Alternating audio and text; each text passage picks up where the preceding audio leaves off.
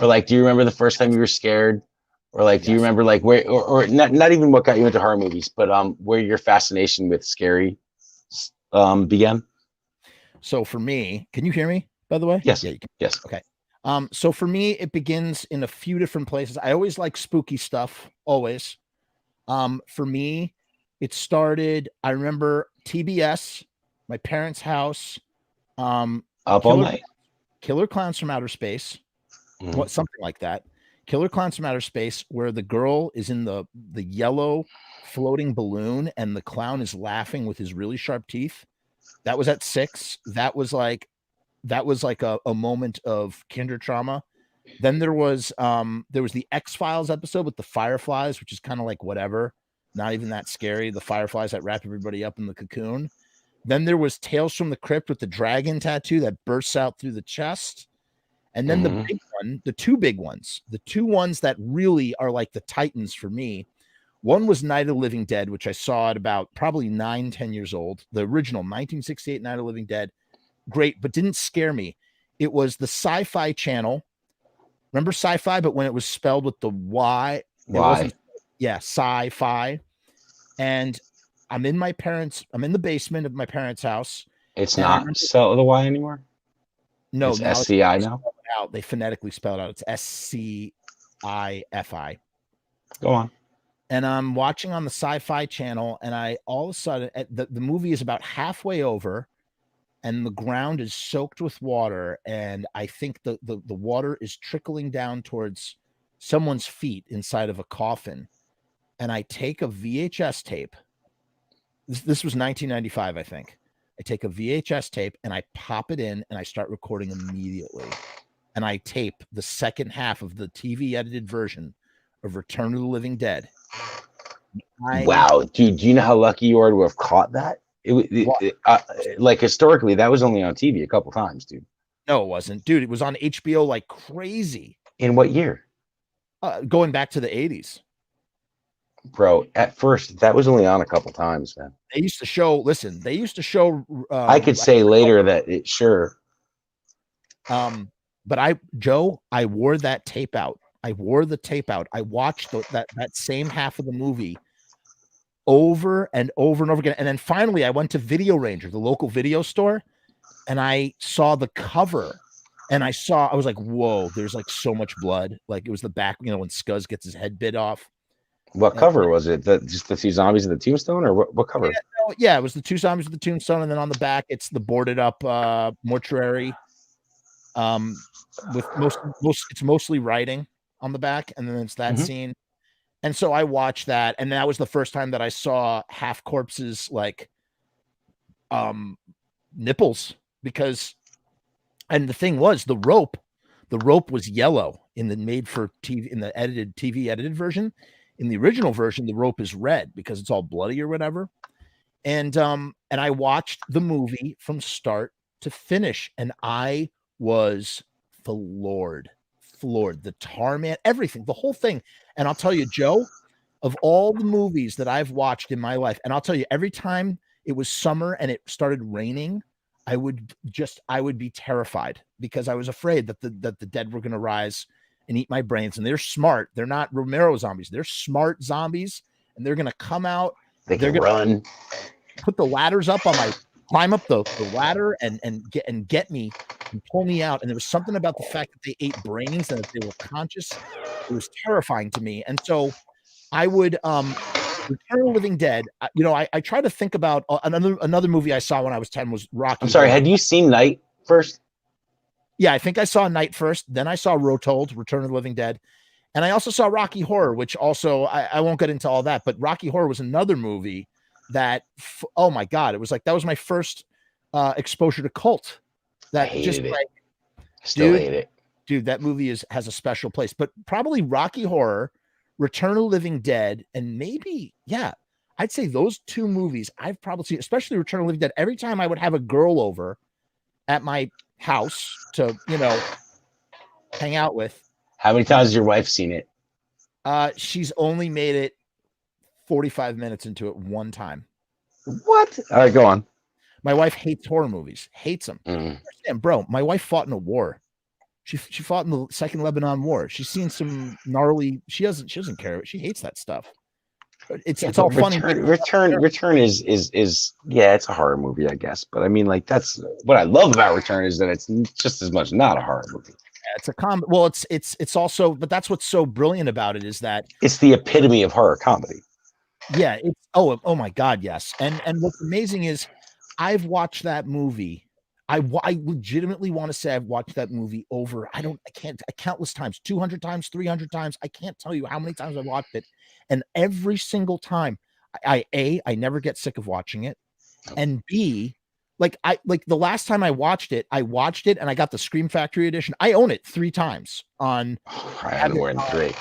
I have the DVD, the 2002 release from MGM, and I was blown away when that came out. That I remember the original cover. Yeah. Yeah, and that blew me away. And then I have that crappy Blu-ray that came out. And then I have the slimy looking goldy one. Yeah, that thing's terrible. And then the well, it's got the commentary on that one. Well, the Scream Factory has the commentaries too, and they remastered the sound. The Scream Factory is the de facto, and the Scream Factory one had the work print that you could only watch on YouTube. So that was like. Let me ask you something. Did you catch on the TV version? Did you catch the back of Freddy's jacket? Yes, it does. Or did you catch that after the fact? It says TV version. Yeah, no, it doesn't say fuck you. It says TV version. Oh, right, TV version, right? Yeah. I was gonna say, yeah, it had Dan O'Bannon did that on purpose, just to stick it to the censors or censors, whoever. Yeah. And that movie, I have the script from 1983. I read the script.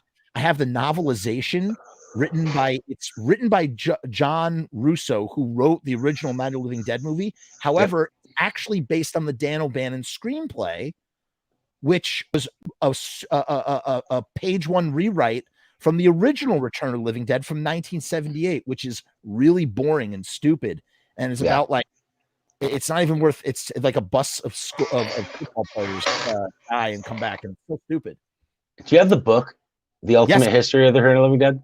Yes, but I don't have the one. I know Jason is in one. He's either I don't have that one either. It's the second edition of it. So check this out, Joe. I am so obsessed with Return of the Living Dead that I have actually even gone as far. I've written a story for the Tarman. I wrote.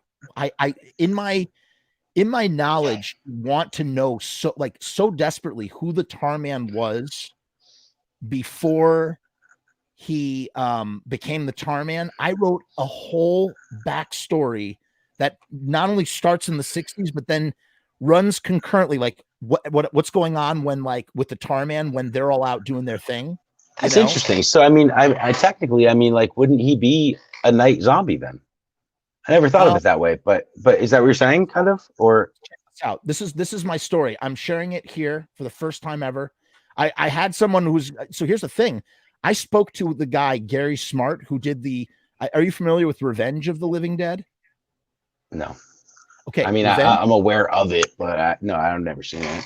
So here's what's interesting about the history of Return of the Living Dead. I don't accept most of the other movies, man. I'm a 1 and 3 guy. Oh, 3 is like even more. I don't even get me started on 3 because I could literally talk about it for hours. Like 3, I like 3. Oh, I love 3. 3 has more to do with the Darrow Chemical Company idea to me than 1 does. Well, it's a throwaway name in the first one. In the third one, they've sort of elaborated a little bit more. Yeah, they don't say it, but no, they do say it. Do they in 3? Yeah, in 3. As a matter of fact, the elder military guy. Boy, this is some nerdy shit right now. The elder military guy. I always imagined in my head that he actually used to work with the Darrow Chemical Company. Me too, absolutely. Yeah, and then he got signed on to the. I love Return of the Living Dead 3 for so many reasons. I can't, but to switch back to Return of the Living Dead for just one moment, they tried to sequelize Return of the Living Dead many times. Scuzz, played by the pedophile guy, what's his name? Brian Peck. Yes. He tried to write a sequel to Return of the Living Dead. Don Calfa wrote a sequel to Return of the Living Dead called Revenge of the Living Dead.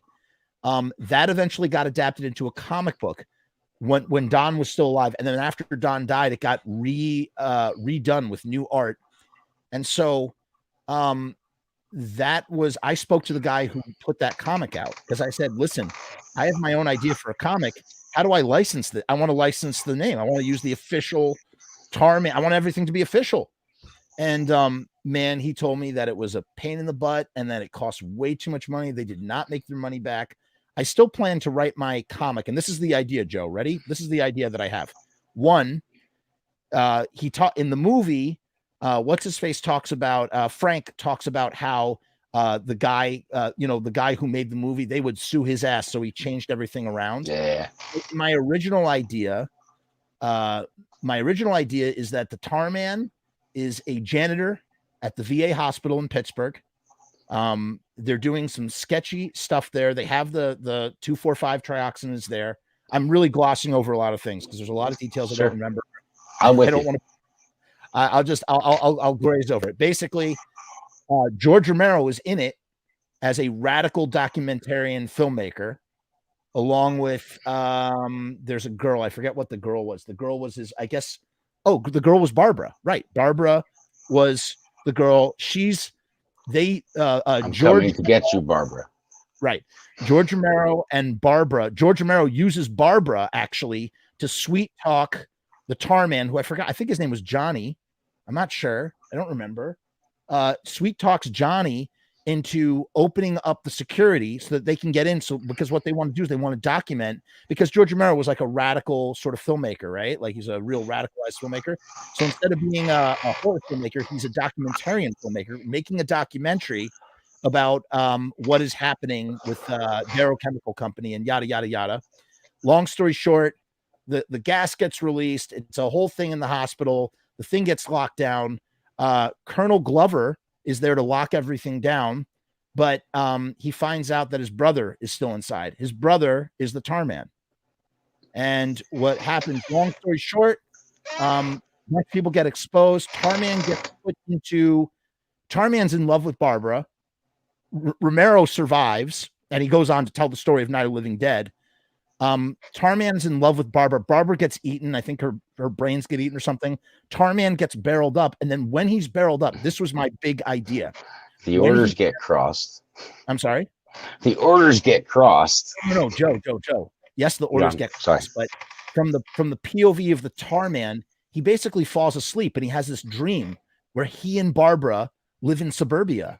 And they have like a white picket fence. They have this really normal existence. And it's like a surreal jump into like, hey, everything worked out. And Barbara and I, we got married and we had 2 kids and we have a house and yada, yada, yada. And then something happens where all of a sudden he's still in his dream and suddenly there's a light that's shining in on his face. Are you implying there's tar babies? No, they're all part of his dream. He's dreaming when he's in the barrel. Then a light shines on his face, and that's Frank and Freddie. And he wakes up. And and then when he gets decapitated, his head falls down the stairs and lands upside down on a spike. And he's just upside down. And he doesn't really want it. He's kind of like bummed out that he has to he's like super. Oh, and that was the other thing too. I think that there was something. Are you implying that he's conscious as Tarman? Totally conscious, and he has a whole internal monologue. See, that's the whole thing, man. That that's to say that all those zombies are conscious of their past life, which is more like tying to a Dawn of the Dead type thing. A little bit, man. Now you're making me. I'm like forgetting so many details, and it's really bumming me out because there's something to this that I had that was extra. And here it is. It's called Return of the Living Dead: Tragedy of the Tarman. And I just want to get to the transition part. Johnny pulls Barbara away as everyone's consumed. There's no one really to rescue anymore. Outside, the fences and walls are erected. Sergeant Glover and the guy's name is Captain Peck. He's in Return of the Living Dead Part 3. So Glover and Peck know each other in this. Special troops with flamethrowers roast any dead that make their way outside of the hospital. Blah, blah, blah, blah. On the phone, on the other side of the phone, Barbara pleads with Johnny to shut up. Johnny laughs at the coke rat. Right. Oh, yeah. Because Johnny oh, wow. This is really grisly.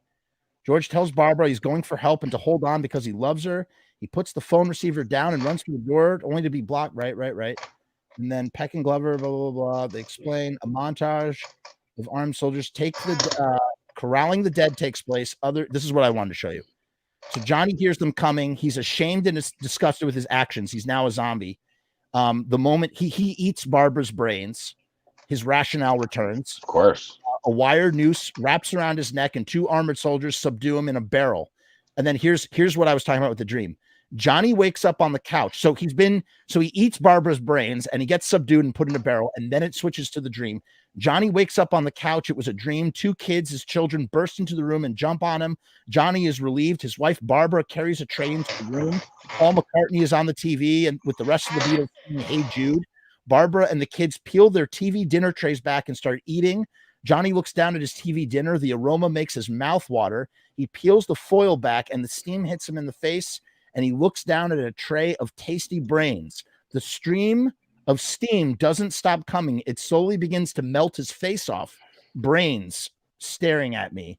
So I guess there's a t-shirt of the Tar Man eating brains on a TV tray. That's where I got that idea from. And then staring down at Johnny Glover through a plate of cracked glass is Frank and Freddie. They too are hit in the face and they fly back. Johnny liquefies more and more. Oh, fuck. What? Oh, fuck. Oh, right. Yeah. And I got to tell you, these things are made by the U.S. Army Corps of Marines. I got to tell you, that music, that theme, I played that with my son, which was such a fucked up thing to do as a dad. That theme is the most terrifying music of all time in the history of the world. It is, to me, nothing is more terrifying to me. Nothing sends a shiver up my spine like that theme. I thought it was so cool. I gotta send you the Angelson version of that. Yeah, Angelson covered the whole score of it.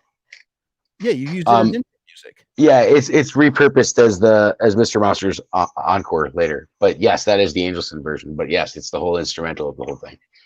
Wait. So here, let me finish this real quick for you. The story ends with Johnny the Tar Man as we see him in his sorrow in the basement of Unita Medical. He regains consciousness. So this is after Freddie and Frank are unconscious. The Tar Man regains consciousness and crawls out of his barrel prison to look for a way out of the dungeon prison, hoping to use a phone to call a cab. He is frightened by the sounds of the screaming yellow cadaver, followed by the dismemberment. So he hears that all upstairs while that's going on. He decides it might be better to hide downstairs until the people are gone. They leave, and he starts to feel the pain of being dead and the hunger return. He is disturbed by the rustling steps and eventual crash of Tina down the stairs. He can't get to her locker. Third step. But for suicide. Once again satiated, the Tar Man decides he's going to stop eating brains altogether and turn things around. He remembers Barbara and what he did to her. He goes over to the other Easter eggs and finds Barbara's barrel. So Barbara is in a barrel next to him. He tries to open it, but unlike his prison, Barb's is stronger. He hears voices upstairs and starts to get hungry and justifies a snack to help him refocus on his efforts to get her out of the barrel. The Tar Man waits for the door to open, only to have his head come off. His body falls in place, but his head tumbles down the steps and lands upside down on a nail in a board. He listens as Bert, Spider, Casey, and Chuck speak with his brother, now a colonel, but he doesn't know that. And I guess he does know that. The Tar Man calls to speak out to his brother, but his vocal cords were severed when his head left his body.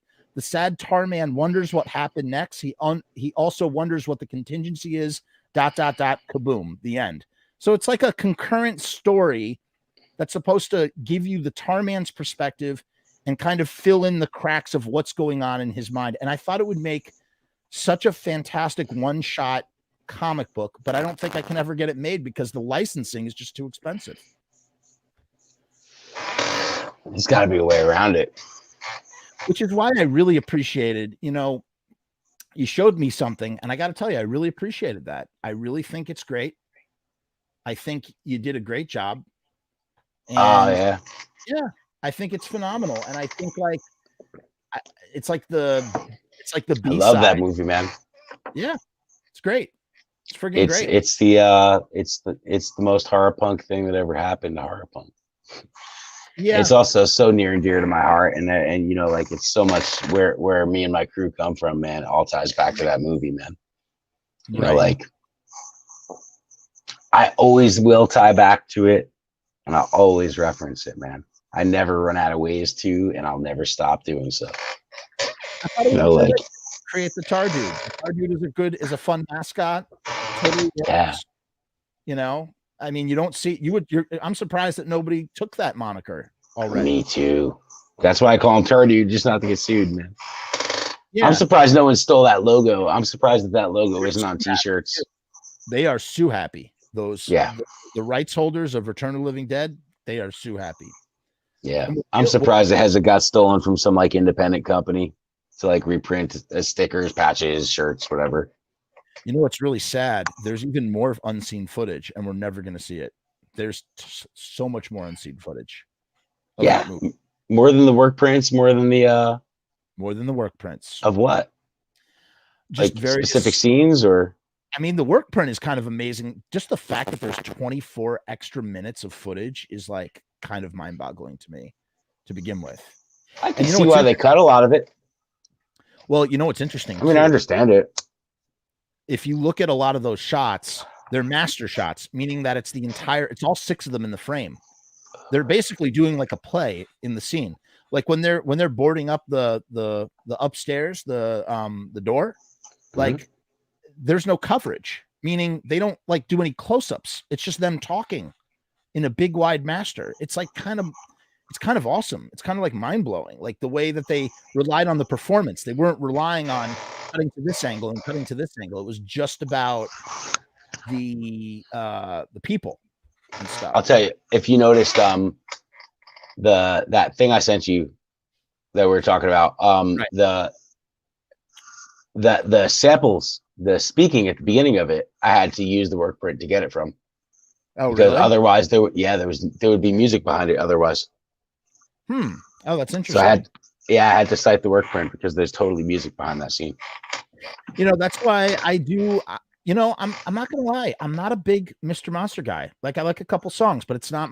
It doesn't tickle my pickle. But one song that I really truly like. You need the original version too. You need the original Over Your Dead Body. The second one isn't the whole journey. I mean, really? I know it sounds crazy, but yeah, the record's an hour and 20 minutes long. It's I like that. I like the song. I like it's a journey. Like, you know, like what's impressive about Over Your Dead Body is the genres that it spans and the journey it takes you on. You know, it's not a one-trick pony by any means, man. I mean, like you're gonna find the Cramps, you're gonna find the Cults, you're gonna find the Misfits, you're gonna find you know, everything. You're gonna find so much in there, man. I love that. There's something for everyone in that record. What's the Prom Night? Is it Prom Night? Mm-hmm. Love Prom Night. I always like the song. The first song that I ever heard of Mr. Monster was Tina and Freddie. That I found the music video way Gore before. Horror is a Return of the Living Dead song as well. Gore Horror is a love song to Linnea Quigley.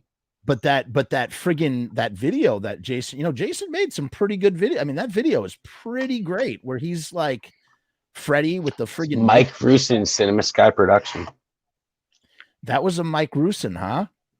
Oh, that's both of them. That is too funny. Yeah. Wow. You just blew my mind just now. Well, Mike, I got to tip my hat to you, buddy. You did a great, man, those are good videos. Yeah. Those are really good videos. And I love the way that the thing that's great about Tina and Freddie is that I don't love Gore Horror as much as I love Tina and Freddie, but sure.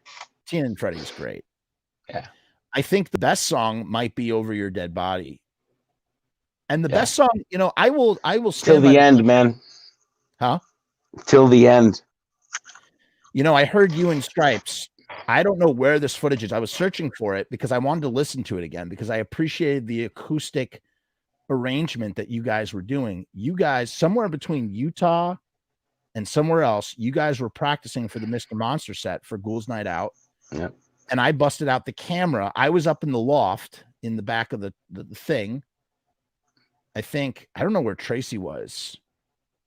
I don't know where Joey was, and I don't know where Goolsby was. It was just the three of us. And you guys were just going through the songs and you were doing over your dead body, and I just, man, you could really hear the bones of the song and the acoustic arrangement. And I wish I had that recording because it's really great. It's really, really great. I wanted to show it to you. Can't find it. I don't know where it is in the footage. It's just like lost somewhere. Probably toward the end. I would guess the week before. Bro, I must have shot you guys rehearsing for 15 minutes, just acoustic, just you and Stripes, and I have no idea where it is in the thing. It's somewhere before or after Utah, somewhere. I don't know. But I think that the other thing I wanted to say, or that I've said to you, is I think Teenage Dreams is like a phenomenal song. I think where I got that song from? Where? Being a metalhead kid, joining a punk rock band. Really? And not having a lot of fucking scope outside of the Misfits and the Ramones. Teenage Dreams is Linoleum by NoFX. Really? Yeah. The chord progression of that song, as well as the recipe for that song is NoFX, who Jason hated. Jason hated that. He hated skate punk. How old were you when you wrote that? 18.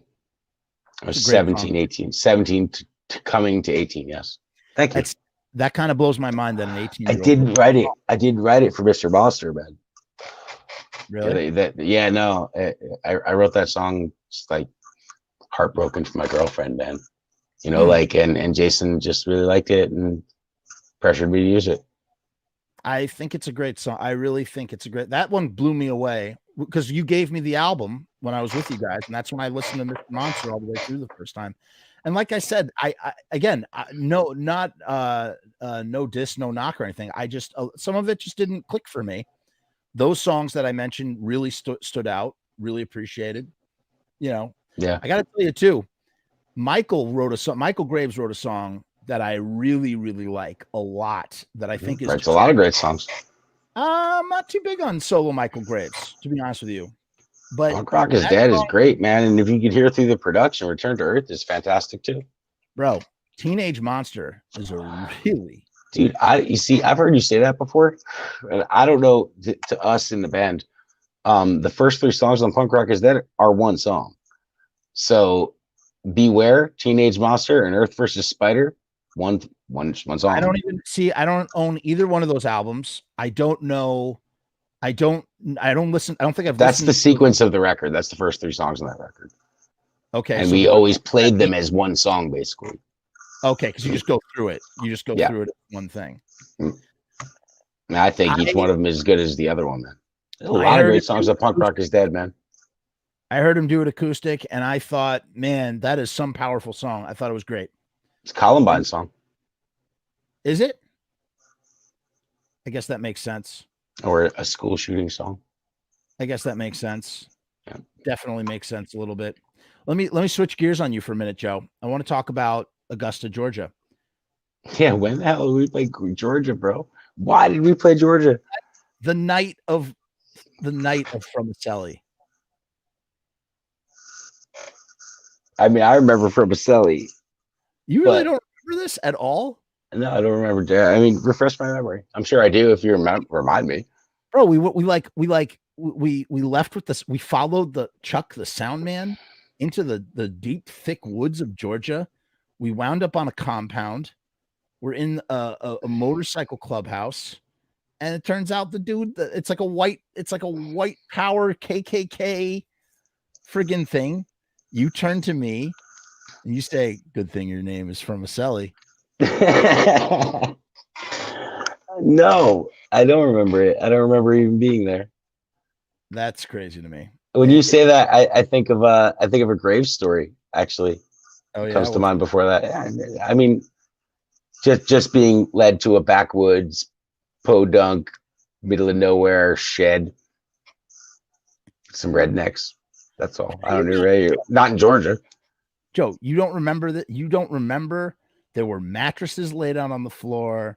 There was writing all over the walls. This is when I drew the Star of David. And you said, "I saw what you did back there." when we were like a couple days down the road. I vaguely remember saying that to you. And I vaguely remember saying good that your name's from Michale, but I don't remember the place at all, man. How would we have ended up someplace like that?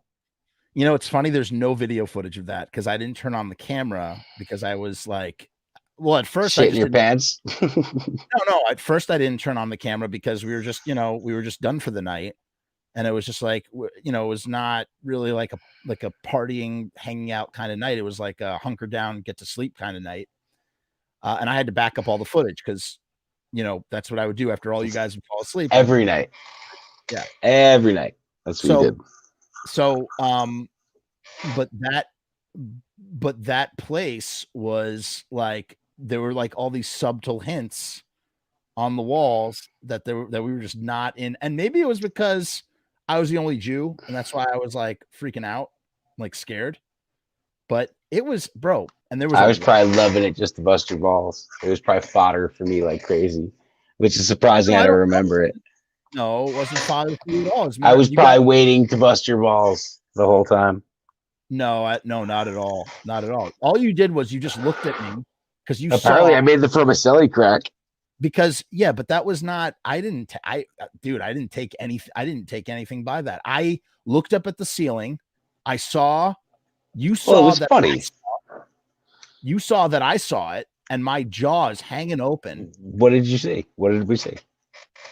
A giant Confederate flag and a giant Nazi flag right next to each other on the ceiling. Wow. No, I don't remember that. And you looked at me and you said, "Good thing your name's from Michale." It was like, how did we end up there, dude? I don't know. See, here's the thing. I would be doing interviews or, sort of breaking down my equipment. I don't know what was happening after every show. We just always had a place to go. We would always have like it was always on the itinerary to, we'd go someplace, park the box truck, charge up or crash or do whatever, or stay in a hotel or something. But I was never aware. We always kind of knew the people. I mean, like I said, that was my first tour at Blitzkid, but right. We always kind of knew who we were staying with, albeit, dude, to me, Georgia is not a place you play. Like I've played Georgia. That was probably the second time I ever played Georgia in my life, dude. Really? So yeah, absolutely. And you just skip right over that mother. To be honest, I think none of us knew. I remember the guy's name. I'll never forget him. The sound guy's name was Chuck. He was in the motorcycle gang of the compound. For anybody who wants to. So they weren't friends of ours? They were people from the venue that offered us a place to stay? Is that what you're saying? It was just a guy who was being nice to us. I don't know. Yeah. Again, I don't know. They weren't our friends. I don't know. No, definitely not our friends. No, of course not. They were just. It was one of those rando nights where we needed a place to go. And somebody somehow was like talking with Chuck the sound man, and Chuck the sound was like, "Hey, you guys can crash it at the compound." Or didn't call it a compound, but come I really don't remember it, man. And Joey was behind the counter and he's looking through the book of pictures of things, and we're making jokes about like, "Oh, this is the place where, everybody had a place where they like in the movie where you go, I'm not coming with you guys, I'm staying here," that sort of thing. Because like Joey was just happy to be behind the bar and like, he was enjoying the photographs. That was the place we were gonna leave Joey. Sure, that was the place we were gonna leave Joey, although Joey was not aware of what was on the ceiling or that sounds familiar. And then what happened was I kept my mouth shut. I didn't tell anybody what I did because I didn't want to freak anybody out or make anybody. Did we have fun? Huh? Did we have fun? I have no idea, because as soon as I drew a Star of David on the wall behind a lampshade, I remember vaguely that, man. I ran out of the house. You were the only one who had seen me. You didn't say anything about it at the time, wisely so. Of course. And then 2 days later, you just ever so casually, you're just like, "Oh, hey, I saw what you did," or something. And everybody's like, "What?" And, I will say everybody was really cool about it. I thought I was going to get a lot more shit for doing that, but, like, made for a good story. It was a crazy situation. Again, and I want to, just to make it clear, none of us knew what was awaiting us. It was just another place to bed down. It just turned out to be a lot more, Did we all stay there that night, or did we sleep in the? I can't speak for anyone else. Was it accommodating? I don't know where anyone else went. All I can tell you is that I drew a Star of David, and then I ran out to the box truck where Goolsby was sleeping. I said, Goolsby, let me on the box truck. I'm sleeping in here tonight. And I explained why. And that was it. And that was that. And then we left the next day and everything was fine. However, that was the type of place where, you throw a body down that well, no one's ever going to find that body. That's the type of place where bodies disappear. Sure, that's the point, man. You could, that sounds really like overly dramatic. I remember you being from Michale that night. I remember that much. Like, I remember that joke. You came I remember it being advantageous that you were from Michale and you stuck with it and you were like a good sport about it. I remember that much. You make it sound where you were like, damn right, I'm from Michale. Yeah. You make it sound like it was not a, you were not breaking balls. It was a funny. Sure. No. Yeah. That's how I remember it as well. Or, I don't remember it, but sharp, hilarious, like on the cuff, super like spontaneously said thing that was it was great. Honestly, I've never forgotten that moment. I remember it so well, that whole night, and or at least those parts of the night. And what I really remember more than anything is I remember my thought process going through that cabin and being in denial of where I really was, like a cartoon, like, oh yeah, no. Oh my God. What? Did we hang out? Is that the night that we hung out on the porch all night drinking? Dude, I have no. Did those two girls come out and hang out with us there? I don't remember if there were two girls. All I know is that there was a porch. There was definitely a porch, and I 100% remember just running into the box. I want to say those two girls came that night, and okay. not like that. That's not where we're going with this. And we hung out telling jokes all night till the sun came up. At least me, Tracy, and Stripes. That's the only thing I could imagine that we spent the whole night outside on the porch. Maybe that's why I don't remember it. Maybe we never went to sleep. That's the only thing I could say that it could be. You know what? That is entirely possible, because what happened was I think the three of us just got hammered. You guys were friggin' yucking it up like that. You were definitely like, just like chilling. You know what I mean? I was like, I'm backing up the footage. I'm going into the thing, close the door. And that was it. And I guess it was. It's got to be that night, dude. And I got to tell you, we eventually, when I was telling the story to some friends of ours, like down the road, I made I had made mention of like that there was a Confederate flag, and this was at a time where Confederate flag was not really like what it is at this current time and moment. It was just, oh, you're in the South, Yeah. Oh, that's part of being in the South. It's not like it's still like that in Jackson. Oh yeah. Oh yeah. There's casual Confederate flags around here. I mean, today that flag is like not in the city, not in the fucking center of town, but yeah. But you'd be walking around and you see somebody with like just like there's a bar that has a Confederate flag on their sign. I'm not gonna lie, it did upset me quite a bit that Danzig has a design with that rebel flag. That wasn't too long ago. That was even back in since I've been seeing Danzig, he's had that design. I don't know. I hate that design. I'm not gonna lie. I think it's kind of I'm kind of look at that design. I'm like, Glenn, I don't know what bad move. There's a time where that just meant rebel, dude. You got to keep that in mind too. I think or it stood for rebellion, not exactly the South rising again. Joe, like that is exactly why he had it on there. Exactly. Sure. What he said. It's in poor taste. I mean, like, and he was definitely late to the punch. I mean, you could say the same thing of Pantera used that imagery the whole time. Oh my God, Pantera used fucking Confederate flag imagery. To be fair, they would have like they had a Confederate flag in their dressing room that said heritage, not hatred, all the time. Right. They're trying to turn it around, make it about something that it's not. Yeah, but still, I mean, come on now. I mean, sure. Listen, at the end of the day, this is how I look at all that stuff, is that, it's just it's enlightenment, dude. It's just In rock and roll, it is absolutely a rebellion symbol as well, or traditionally it was a rebellion symbol, and some bands carried it on. right. But my point is that with all this stuff and like the acknowledgement of like what it is or what it really is or what it really symbolizes, it's enlightenment. It comes in various states.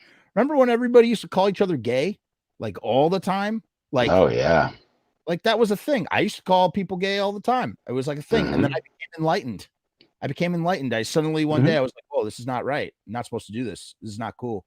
This offends certain people. Stop doing it. Oh man, how many times have we all said the F word and the R word? Right. And the fact that you called it the F word and the R word that's the type of heaviness you got to treat those words with. Do you remember even in the Darrow Indiegogo video, Loki dropped the R word, and we got shit for it. If he mentioned that it's funny. I didn't even remember him doing that. Because it wasn't a big deal. Well, I listened to this guy. Are you familiar with Jay Retard? Who? Jerry Retard? Yeah. No, I'm not. Jay Retard? No. Yeah, his name's Jay Retard. He's from the band. He's from a band called the Retards, and he's like a garage rock guy. Actually, dude, Memphis, Tennessee, Goner Records. You don't know Goner Records? Goner Records, no. Yeah, dude. Memphis. There's a whole other side. I know you're into punk rock and heavy metal. Like for me, like that's where our Venn diagram shifts. Like, horror, punk rock, Misfits. My Venn diagram, my side of the Venn diagram moves over, and I'm into I like garage rock, I like surf, I like all these different stuff. And there's this guy, you should check out this album. It's called Blood Vision. I don't know if you'd like it or if you would hate it, but it friggin' scores. Jay Retard. And it's like my son loves the album. He loves Blood Visions, loves the song Blood Vision, rocks out hard to it. But we can't call him Jay Retard. I have to call him JJ because I don't want him to use retard. Or the R word. Sorry. What else do you sound like? What else do you kids like? I mean, he likes like as far as music you like. I'm sorry. As far as music you like what is he taken to of stuff that you know? He loves Jay Retard. He loves No Bunny. No Bunny. Yeah, No Bunny is, but No Bunny canceled himself. I mean, is he caught any Misfits? I mean, he's not into the Misfits. He loves No Bunny and he loves JJ. And he loves. Why is he not into the Misfits? Because he just didn't catch on to it, or has he not heard enough of it yet? I played it for him. It's just not. I sing those songs to him as lullabies.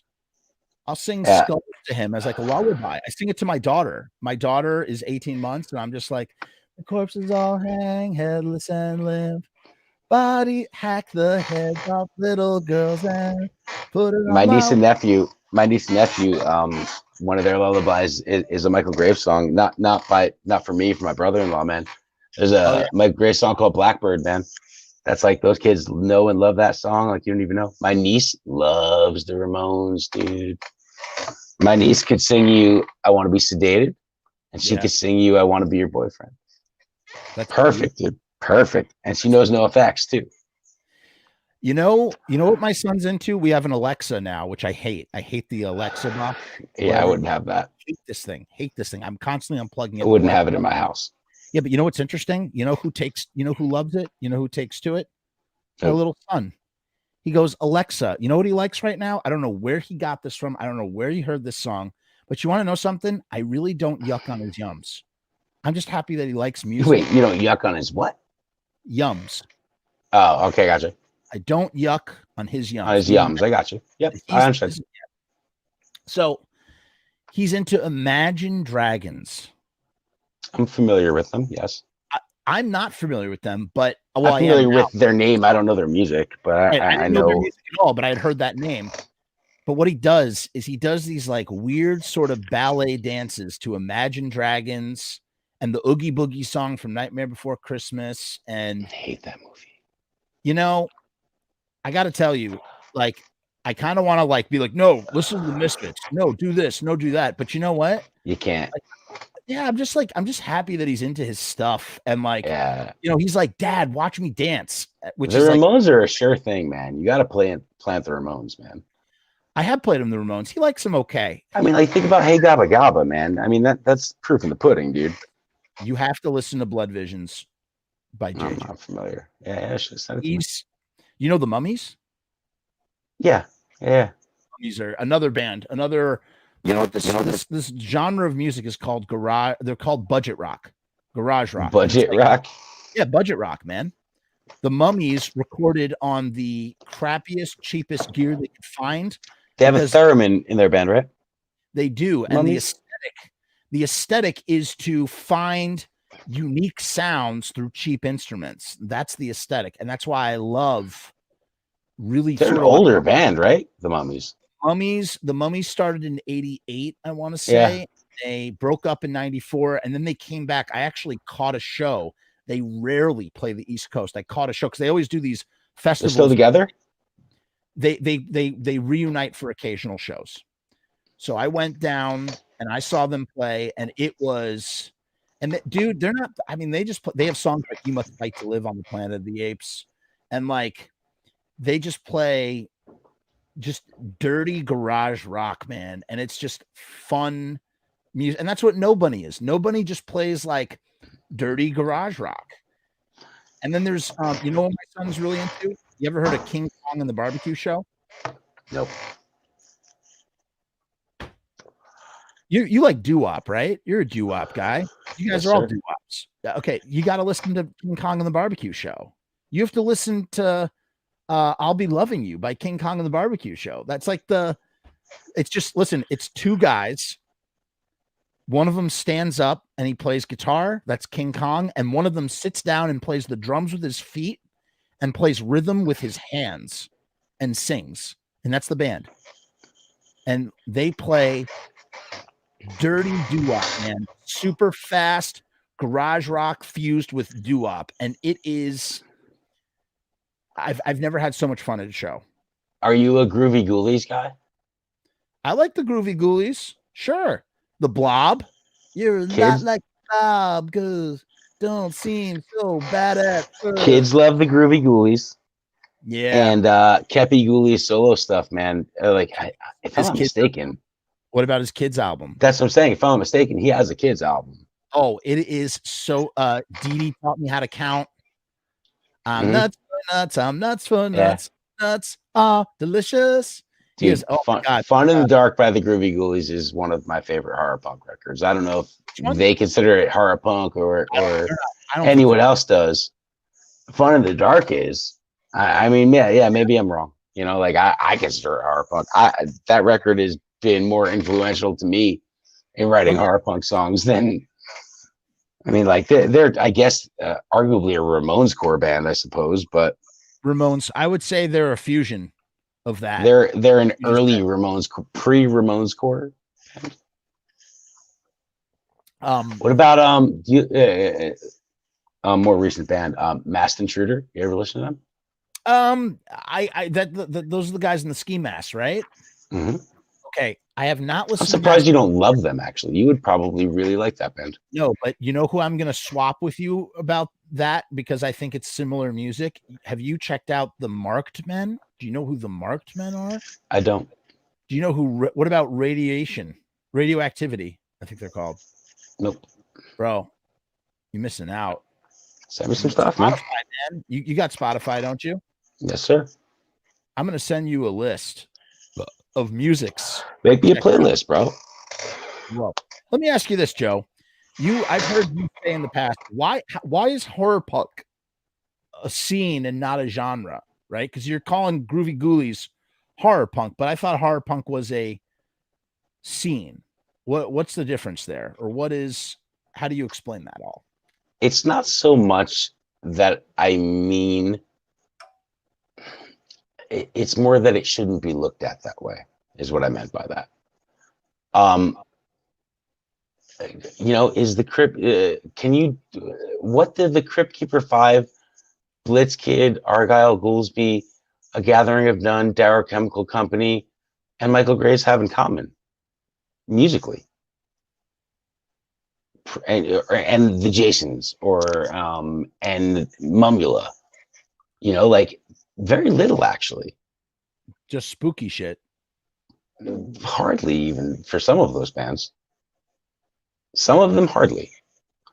Well, the Crypt Keeper 5, the Crypt Keeper 5 started in that sort of vein, and a lot of Darrow Chemical Company's hardly a horror punk band too, just as well as Crypt Keeper 5 hardly is. Why?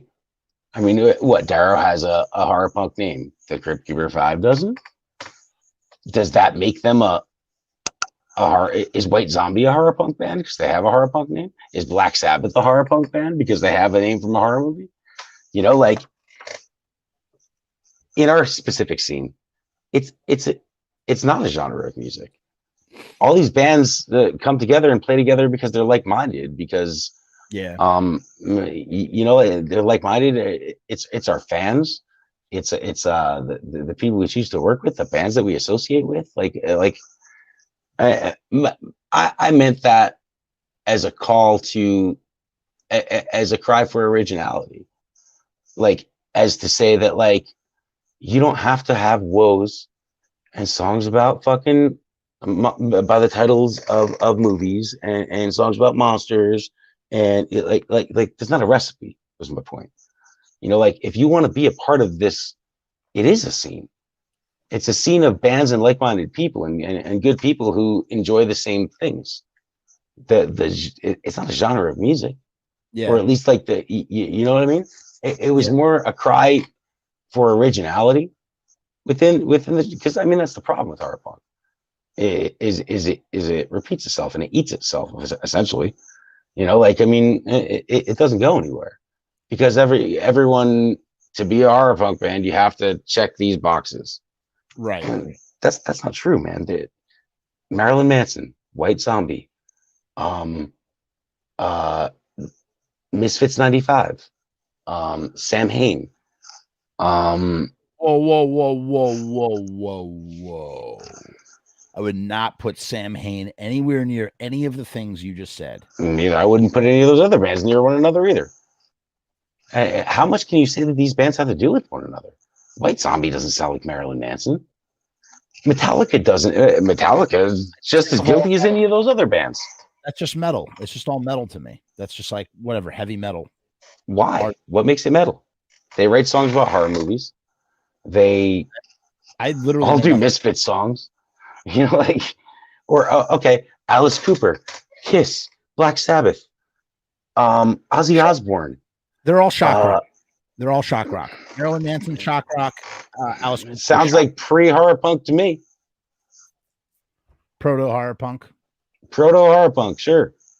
What about Screaming Jay What Hawkins? I'm saying is, Screaming Jay Hawkins is fine. All of those bands come from the same influences. It's all coming from the same place. Well, from an image and from an imagery standpoint, but not sure. From a standpoint. So I think they all have commonalities in their songwriting. It just doesn't define them. Is my point? Is all of those bands,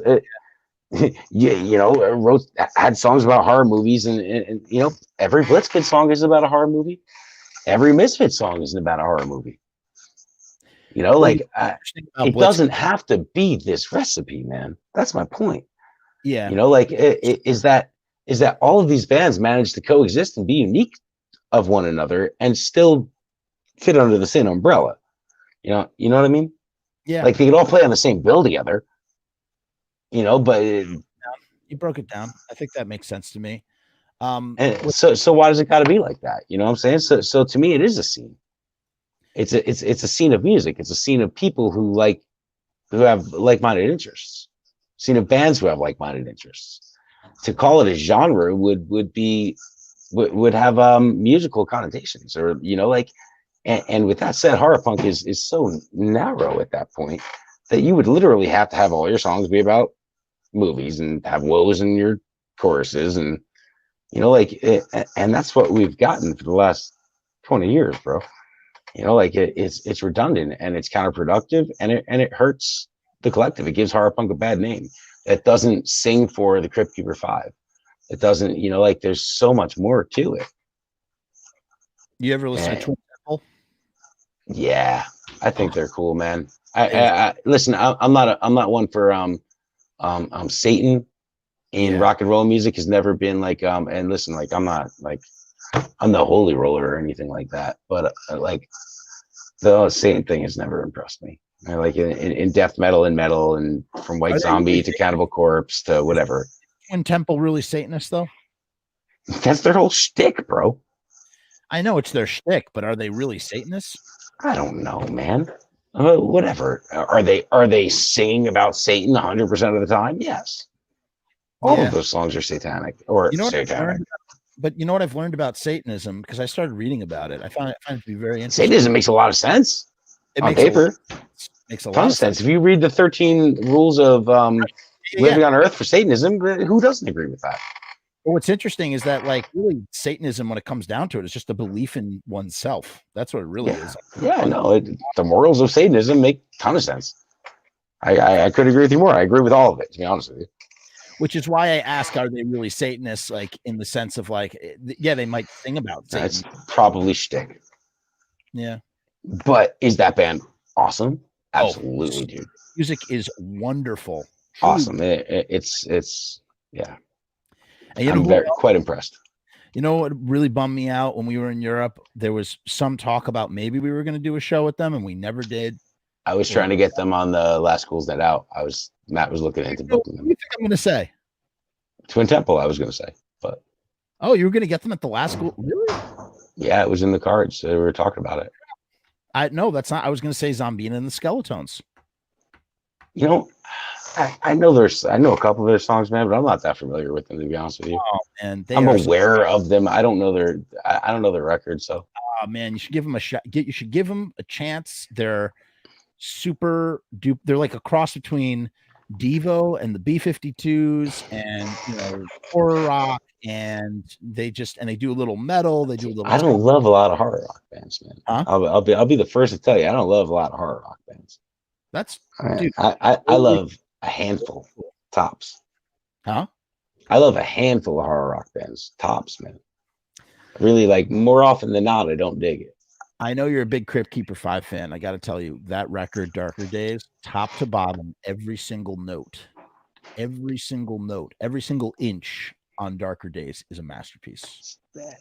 Most Crypt Keeper 5 is, man. For me, I'm a fan. I can't even. I hate that this is reality, but I'm a fan of their. It's not their first record, I don't think, but one of their earliest records, Pomade and Switchblades. Pomade and Switchblades isn't available. You can't find it on Spotify. They haven't repressed it in years. It came out in '98. That was the first time I heard that band, and I think that's their best material. Yeah, you gave it to me. I gave it to you. Yeah. Yeah. Yeah. Surprised. I've been struggling to. I haven't shared it with anybody, but it's good. No, what I mean by that is I have the cassette tape of it. I think I have a fractured version of the MP3s of it. What do you mean? They're not working? No, I mean I think I had a mix of a bunch of their early stuff, and I think that it wasn't the entirety of the records. Oh, really? Maybe that's what you have. I'm not positive. Listen, I have whatever I took from your computer that day, and I've enjoyed it. Yeah, I'm not aware of what my MP3s were at that point in time. Yeah, they were. Maybe I had it. There was just a bunch of stuff. Let me ask you this, Joe. So obviously, Jason's passed. He's gone. You did the Trioxin show. You guys performed a set of various smattering of sets and configurations of Mr. Monster songs. I saw some stuff on YouTube. I thought it was very nice. Seemed like a very nice event what you guys did. Truly, what wonderful. I wish you were there, man. Incredible. It was Israel. That was in Israel when it went down. I might have showed my face at something like that. But I was out of the country. But I got to tell you, it seemed like a really good time, and it seemed like you really did right by your comrade. And my question to you is this: he would have loved it. Yeah, that's good, man. That's a good way. It's a good way to. He would have shit it. He would have shit his damn pants. Yeah. For sure. 100%. people and, proteges and various different, collaborators over the years celebrating his music, and, and that's his legacy, is his music. And my question to you is this. So I saw a video that said last Mr. Monster song from the last show. And obviously, first of all, I think you and I are on the same page about like how that stuff works. It's like when the heart and the soul of a band dies or leaves, that's it. The band is over. You can't do a thing without the thing, right? It's impossible. That was Jason's band. Right. That was Jason's band. My question to you is, are you familiar with like stuff like, how like Minutemen, you know who the Minutemen are? Yeah. The name. So when D Boone passed away, and the other two dudes were like, Mike Watt and George Hurley were like, we're done. Minutemen are done. And like a fan comes and is like, I love the Minutemen. Like, I love you guys. I love you guys. I want you guys to keep going, blah, blah, blah. They're like, no, Minutemen's done. So they create a band called Firehose, and they play Minutemen songs, and they write and record new stuff, but as Firehose, which to me, I've always loved and respected and appreciated because. Yes. What do you mean? Yes. Yes. Yeah. Is that something, do you think? Yes. Is there? Okay, good. That's nice. I'm glad to hear that. I think that's a good idea. I think that's wonderful. I'm glad to hear that is considered and thought of and whatnot. Cause there were a lot of unfinished business, man. And there's lots of, it is my personal duty, outside, inside, above, beyond, and within the wishes of the family, friends, fans, and everything else, to carry on the legacy of his music, man. Gotcha. And I mean, I'll do whatever it takes to do that. I mean, you are the guy. You're like you're there relatively from the beginning. You were. I'm the second most tenured member of the band. Okay, I'm the only person outside of Goolsby split one song with him. I'm the only person who wrote Mr. Monster songs aside from Jason.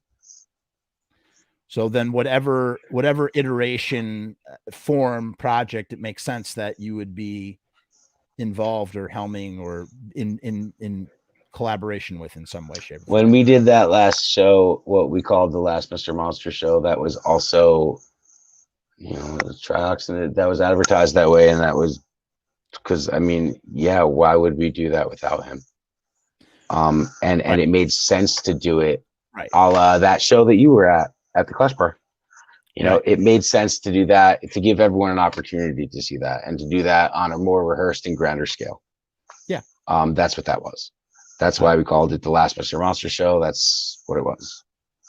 That was billed and planned that way before Triox Fest ever happened. Did we know that it was what that would become or what that was, or, no.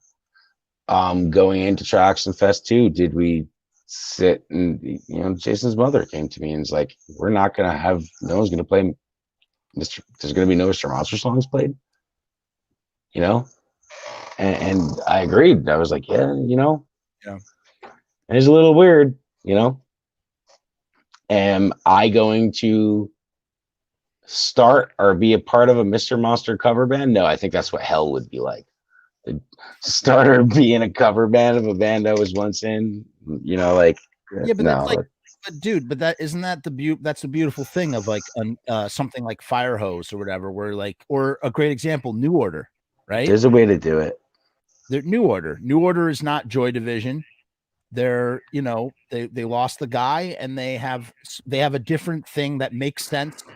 It doesn't mean you have to put a label on it or like, describe what it is now, but they figured out a way to do something that makes sense to the remaining people or whoever it is in an entity that works, right? A lot of things were asked of me. A lot of things were proposed to me. A lot of things were pitched to me, and I entertained all of them. And I there are a number of ways that I have planned to, and a bunch of us have planned to carry on his legacy and to keep that music going. You know, like I won't. I'll tell you this much. I won't. I'm not gonna play under the Mr. Monster banner without Jason. Oh, I think you would. I think you would be. I think it would be disrespectful, and you would be disrespected if you did so. And that's what I mean by fire hose versus the I'll minute. tell you, man. I spent so much time considering it and thinking about it because I was asked to do it. You know, like in the only and most honorable ways to do it. And I was given the blessing to do it. And Oh yeah, I won't do it. bro. I don't think. Listen, like I thought it through, and I think there's ways to do it that aren't disrespectful. But I don't think that's the best way to honor it. You would never have. I think there's other ways. It's like the Misfits. You know, it's no different, man. It's no different, and you would It's not no different. you would not have the legitimacy of the mantle if you did. You know what happened to TSOL? You ever hear what happened to TSOL? No. It's a crazy effing story. Ready for this? You familiar with TSOL, the Code Blue, blah, blah, blah, blah. So Jack, the lead singer, and the drummer and the keyboard player, Greg and Todd and Jack, they leave the band. Ron and Mike, the guitarist and the bass player, they press on as TSOL, right?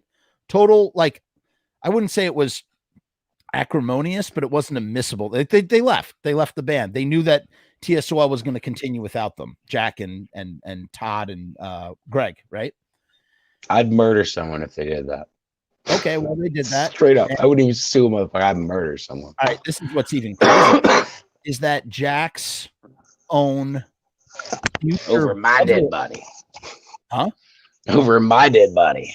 Bro, Jack, the frontman, lead singer, songwriter, his or lyricist, I should say, his own brother-in-law takes over.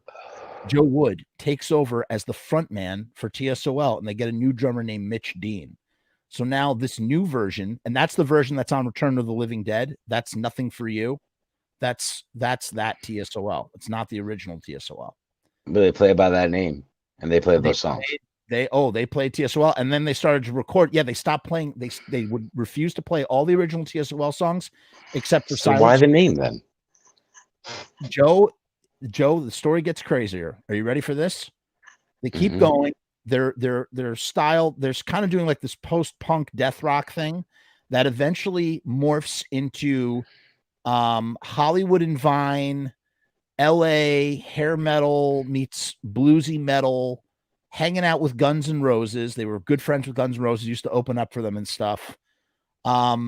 Breaking on a major level, Enigma Records, they were breaking on a major label, putting out albums, and eventually Ron, the founding guitar player, he leaves the band. They get a new guitar player. So now, no original members. No. Mike Roach, the bass player, is the only original member. So it's like a Jerry only type situation. They keep on going. They put out another record. Jerry Only's not an original member. Who? Diane DiPiazza. You know what? I've spoken to Diane DiPiazza. Have you? Yeah. Yes, I found a statement she made on her Instagram, actually. Wait, really? That I found. Yeah, go on her Instagram. There's a statement that she made as per the reunion. I screen grabbed it. You could find it just as well as I did. But if you go on her Instagram, she made dig up her Instagram. Bro, she made a statement. I had something super exclusive. No, she made a comment, dude.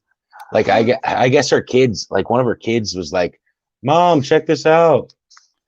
I'm checking this out right now. I mean, it was completely.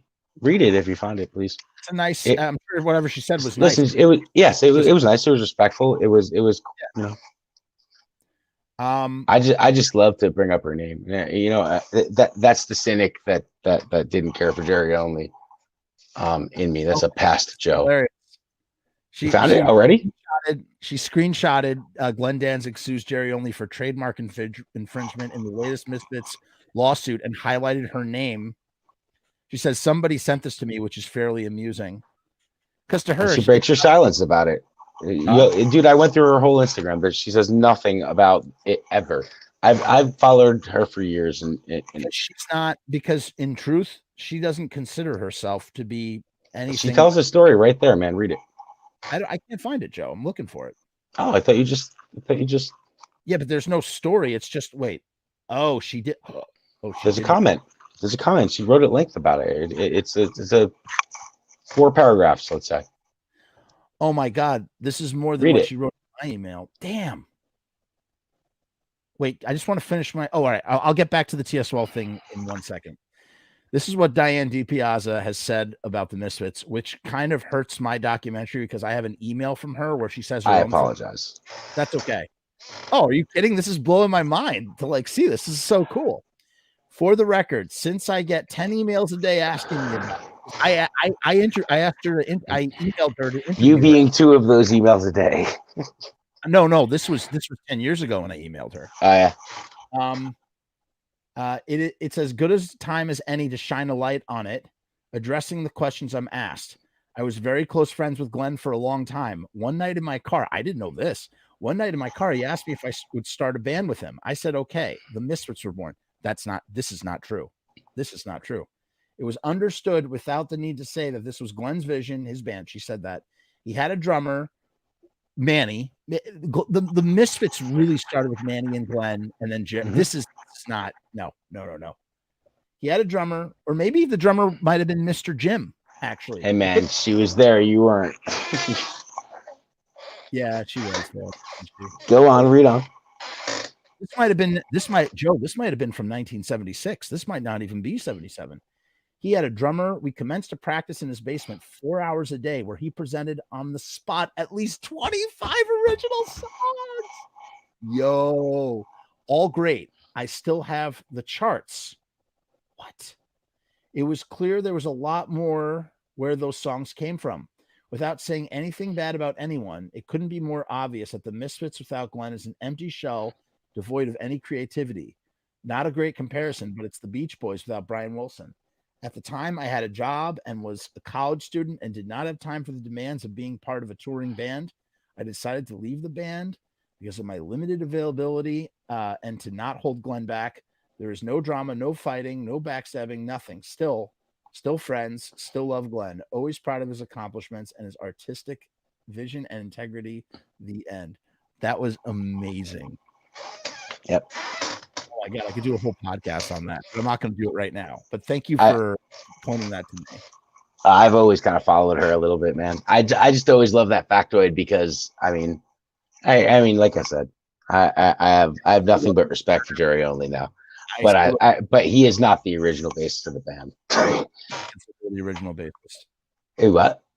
I don't consider her the original bassist. They didn't play any shows. I mean, listen, you're right. I mean, it's a technicality. It totally is. You know what, Joe? Think about this for a minute. Again, I'm sorry. He is not a founding member of the band. Yeah, I guess that is more accurate. But Joe, that is thrown around quite a bit.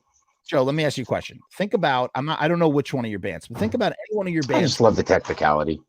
Fine, but think about any one of your bands that you were starting up with, Loki or whoever, and there was some guy that was there for 2 seconds, and then he gets called the founding original member. That would piss you off. You'd be like, I have that instance. I have that instance in a couple of bands, actually. Okay, exactly. So I think that I think this will make a great little snippet for a clip for my YouTube channel. But back to TSOL, Joe. So yo, what has TSOL ever done besides the fucking Return of the Living Dead soundtrack, though? Joe, what the actual fuck? How many noteworthy songs do they have, bro? Okay, first of all, TSOL is a hardcore band from Southern California that started in 1979, but they're secretly a death rock band that you will absolutely love if you are not familiar with their record Dance With Me or their other record Beneath the Shadows. I know I've listened. Listen, I'm not familiar with it. Like I don't fucking listen to it all the time, but I've heard it a million times, man. Like, like Jason would show me that shit.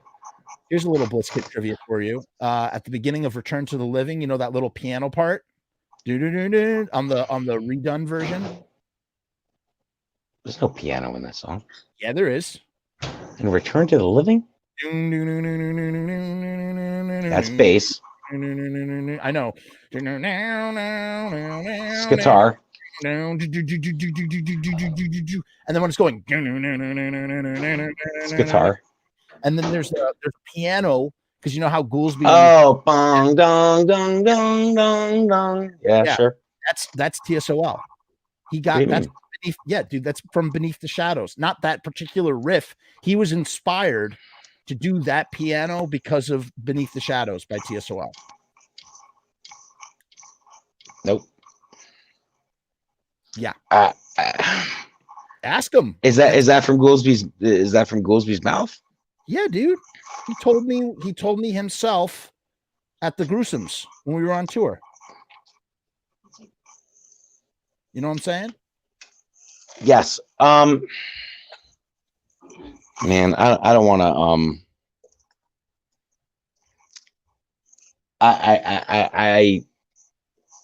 yeah, that's likely that's the case that made him use a piano in that part. But I mean, I had this conversation with Tracy a couple days ago. What? Okay. I mean, I had a conversation with Tracy to this effect. Yeah, but lay it out. What is it? What does Tracy say? Dude, this is my opinion, and I think that a lot of people might not understand what I'm saying, or might think I'm crazy for saying this. Yeah. But I stand by it, and I'll fight it to the death. Okay. Find me a piano. Yeah. In a Blitzkid song previous to 5 Sellers Below. Yeah. I don't think there is one. If there is, maybe I'm missing something. Find me a piano in any Blitzkid song previous to 5 Sellers Below. Oh, I don't know, man. And what does that? But what does that have to do with the producer on 5 Sellers Below, or the not producer on 5 Sellers Below is who? I don't know. Who is it? Who's the not producer on 5 Sellers Below? I don't know. Who is it? I don't know who you're talking about. The controversial Jason Trioxin produced that record. Oh. 5 Sellers Below being a major jump in production quality for Blitzkid. Gotcha. You can draw a line between Blitzkid's discography at 5 Sellers Below. Everything jumps exponentially. I would agree with that for sure. As a matter of fact, I don't like any of the early recordings or the way that those songs are recorded. I know the fans love them because that's the versions. I like all the stuff from Anatomy of Reanimation because I think it sounds better the way that they did it, even though it's sure some of it. Absolutely. But hold on. Some of it. Return to the Living is on Anatomy of Reanimation, which now I will start with Return to the Living is co-written by Jason, for starters. I did not know that. Yes. Really? I don't believe that Jason wrote the music to that song. I believe that the lyrics to that song are written by Tracy and Jason. I did not know that. I don't believe I know. I don't think Jason wrote the music to it, though. I think that Jason. I know that Jason and Tracy wrote the lyrics to that song together. Okay, but question, Joe.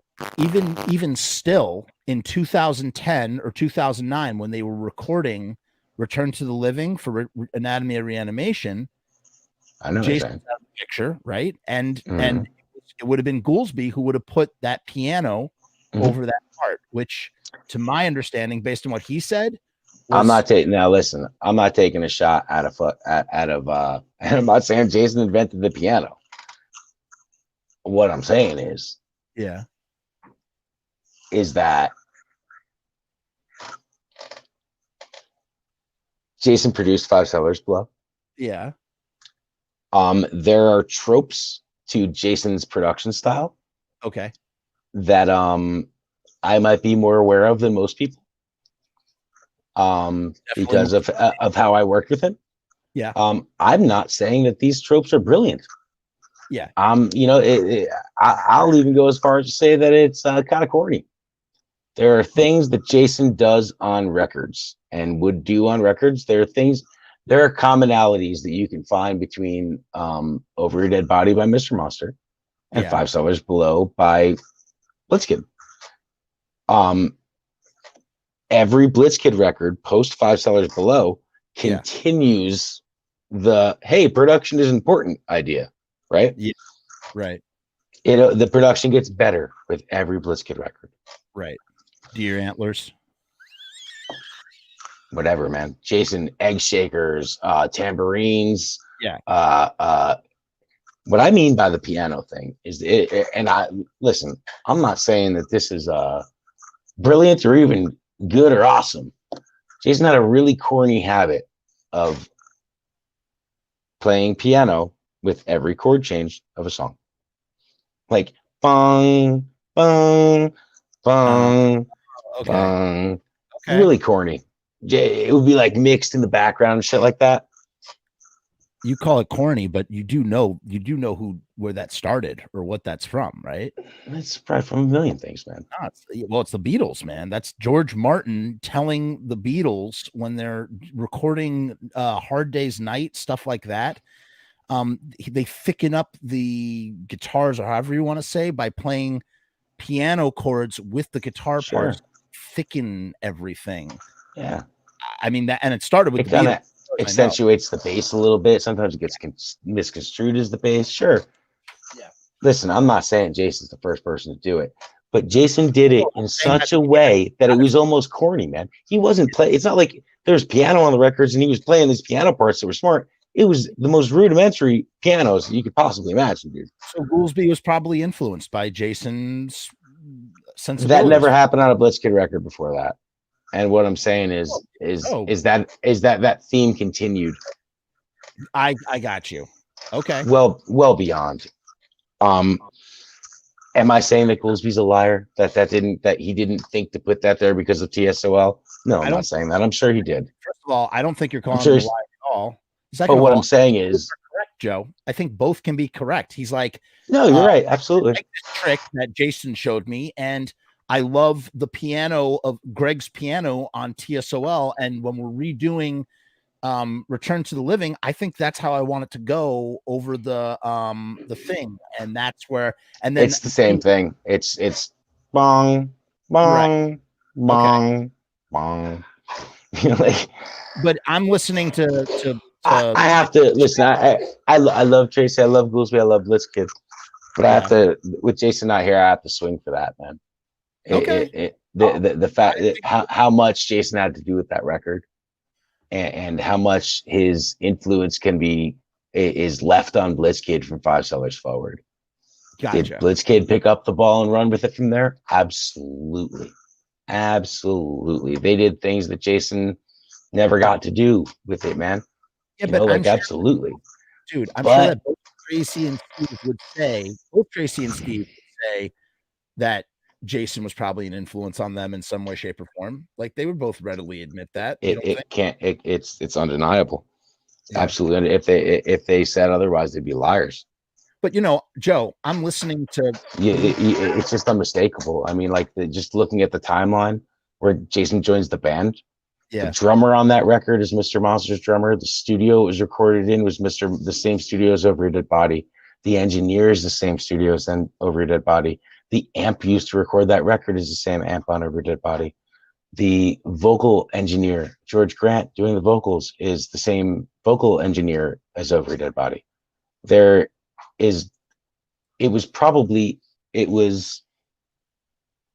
I'm not sure of the mix and master. I think it was mixed by someone else, actually. There is Jason's mark on that record is absolutely undeniable. Right. Undeniable. And he happened to be in the band on that record, huh? Right. But what I'm saying is, Joe, I'm just saying that, I'm at the house backing up footage or something. I'm listening to Beneath the Shadows. Goolsby walks by and is like, oh, I don't know how it came up in conversation, but that's what he made reference to the piano, that he was inspired by the piano in Beneath the Shadows for the beginning of Return to the Living, which has always stuck with me because I love that record so much, the Beneath the Shadows by TSOL, which is why I remembered that tidbit. And again, I think everything you said and everything I said, probably both true. Yeah, coexist. I don't think. I mean, remember also at that time, what is he talking about, Jason? My problem is that Jason was never given production credit on the record. No, I know, but I'm saying at that so time, that's also not been mentioned, huh? No, but Joe, at that time, in that moment, at that time, those two dudes are not talking. As a matter of fact, my one moment to when I go, Goolsby, are we going to talk about Jason? He's like, I don't want to talk about Jason or something along those lines. Again, did Jason invent the piano? Did he invent the most rudimentary use of the piano? Absolutely not. But why would he bring up? It's just so damn corny and so damn. It's so silly. Yeah. And it just never appeared on a Blitzkid record before that. So you want to know what happened? And Anatomy of Reanimation is only a record past 5 sellers. It's a session past. Yeah. And has the same drummer. And it was done at the same studio with the same engineer. True. When was 5 sellers below? Was 2006? 5. And then they recorded Anatomy in 2009 and it was released in 2010. I think it was recorded in 2006, released in 2007. What, Anatomy of Reanimation? Mm-hmm. Whoa. You're kind of blowing my mind right now. I always thought that record was later. Mom, you might be right. It might be 7 and 8. I think it's 9 and 10. I'll tell you right now. 9? I have the snare drum for that record. In any case. And it has the date on it. So I want to say 6. You can find it. But look right now. So here's what happens with TSOL. Mike Roach is the only original member in the band. He leaves the band. They replace him with a bass player. There are now no original members in TSOL. And the four original members, they reunite and get sued by TSOL for reuniting as TSOL, the band that was theirs that they started.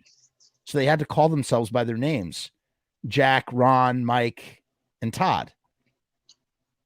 And then eventually the other TSOL, the fake version TSOL, broke up. Joe Wood still had the rights. Mind you, Joe Wood has had a kid with Jack Grissom's sister. So the guy who owns TSOL at the moment, he's the father of Jack's niece or nephew or whoever it is. They break up. Wait, I'm sorry. He's the father of who? Joe Wood, the frontman of TSOL, the second version of TSOL, is the father who married Jack Grisham's sister. They're in-laws. They have children together. And then at some point in the 90s, Jack is doing this band, The Joy Killer. And he goes, they sue Joe, and they get the name back. And that's TSOL today. Let me ask you, did they do anything worth a shit after that? Oh my God. Post original band, yes. The music was still relevant. Was it still under the was it appreciated, loved, and celebrated under the banner of TSOL? Did they continue the TSOL? Dude, they put out a string of incredible albums. Their most recent album. Your opinion or critically? I mean, I'm not questioning your opinion. I'm just saying, is this that you enjoy them, or is this general perception? No. They released some of their greatest hits. Some of the songs, "Fuck You, Tough Guy," "Serious," "Sodomy," "Wasted." All these songs are now considered classic TSOL songs. These all came out after they reunited in 1999. The drummer dies of a brain aneurysm or something. And the 3 members of TSOL continue to this day. I haven't missed a New York show since CBGB's in 2005. And they've put out stellar records. And you know what? Are they still currently playing? Or I mean, like, yes, they are. And I feel silly then. I really do. I must have missed that you might as well put. I feel silly because I'm well aware of TSOL, man. But I've been hip to it, man. I haven't been hip to it, so you might as well put them on that playlist for me, bud. You should just. I'm just gonna my Spotify mix CD. I'm gonna just send you some links. Listen, we've almost officially broken Loki's time. Just about there. We got to do that. Yeah, I figured you'd want to do that. I'm just trying to think if there's anything else. Oh, there's plenty. There's shit we didn't even finish up. There's shit we didn't go back to. And by the way, Anatomy of Reanimation is 2008. Oh, I'm not sure of the month or anything like that. And Five Sellers comes out 2006. I know it was recorded 2005. Wow. Or I'm sorry, it was probably started to be recorded in 2005. I know it was released in 2006. I'll tell you, you know what record, kind of the Trace of a Stranger record, the drums on that are really, really weird sounding to me. I don't know what it is. I don't know if it's the hi-hat or something. There's something really off. I'll tell you, man, my favorite part about Blitzkid, as someone who, what is it? The account,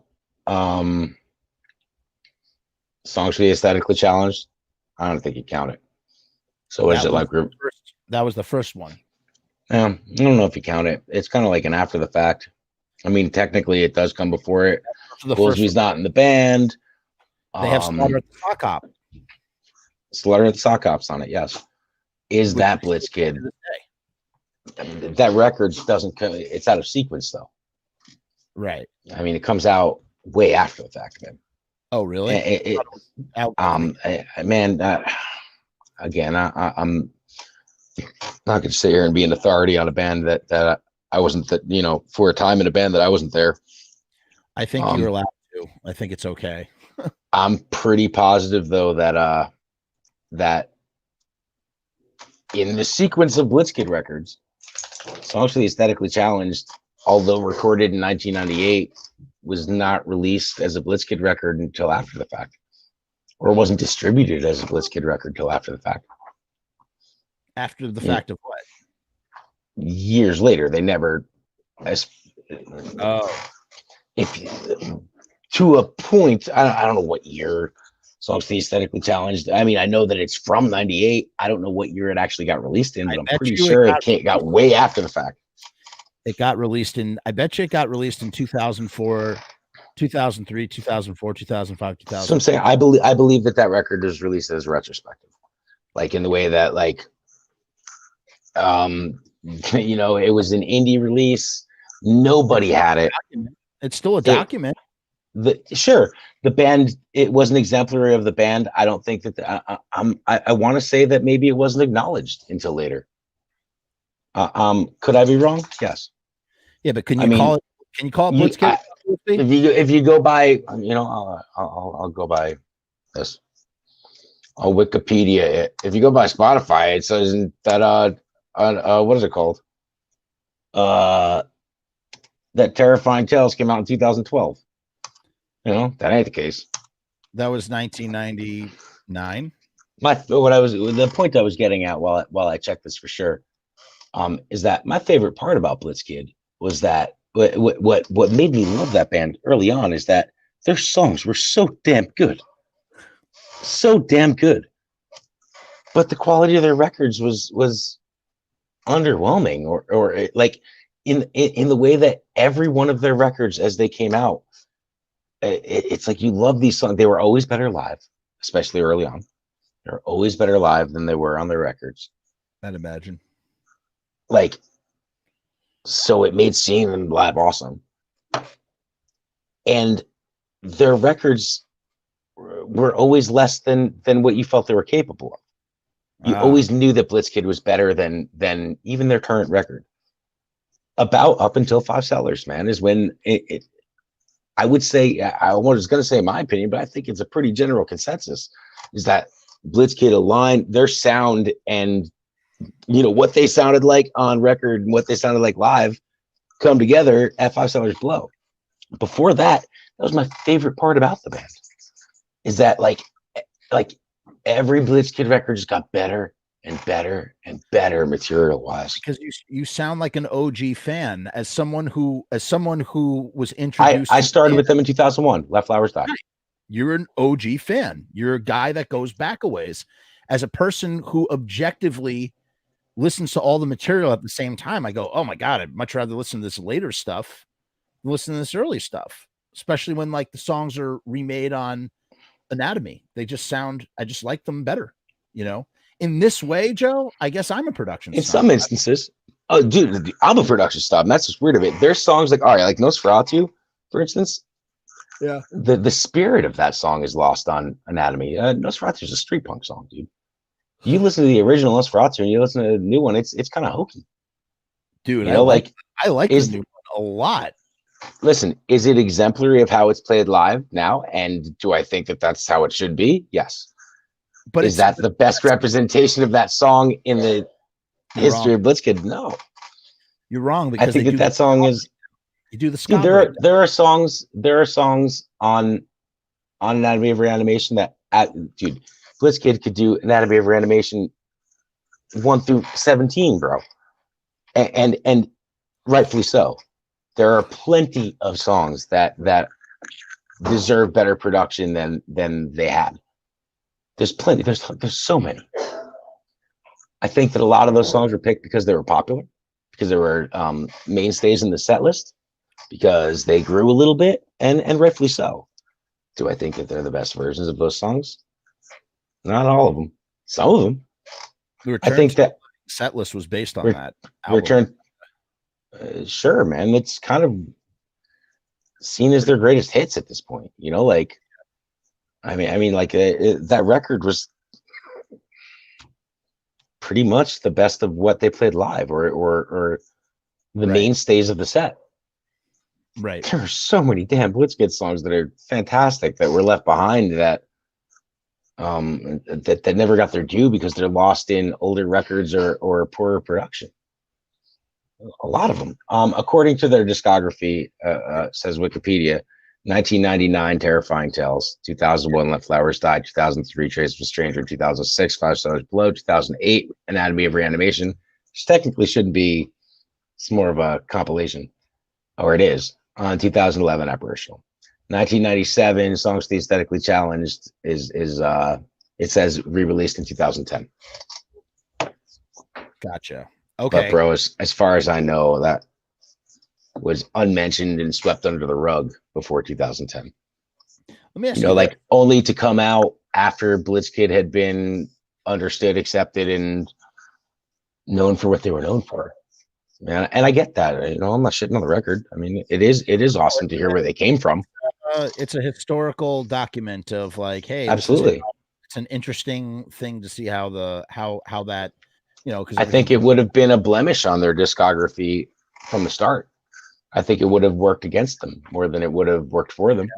Yeah. Now it's fascinating to see where they came from, you know, like, and it's cool. It's awesome. I was listening to it the other day, actually. Do you remember what happened in Tucson, Arizona, or was it Phoenix, Arizona?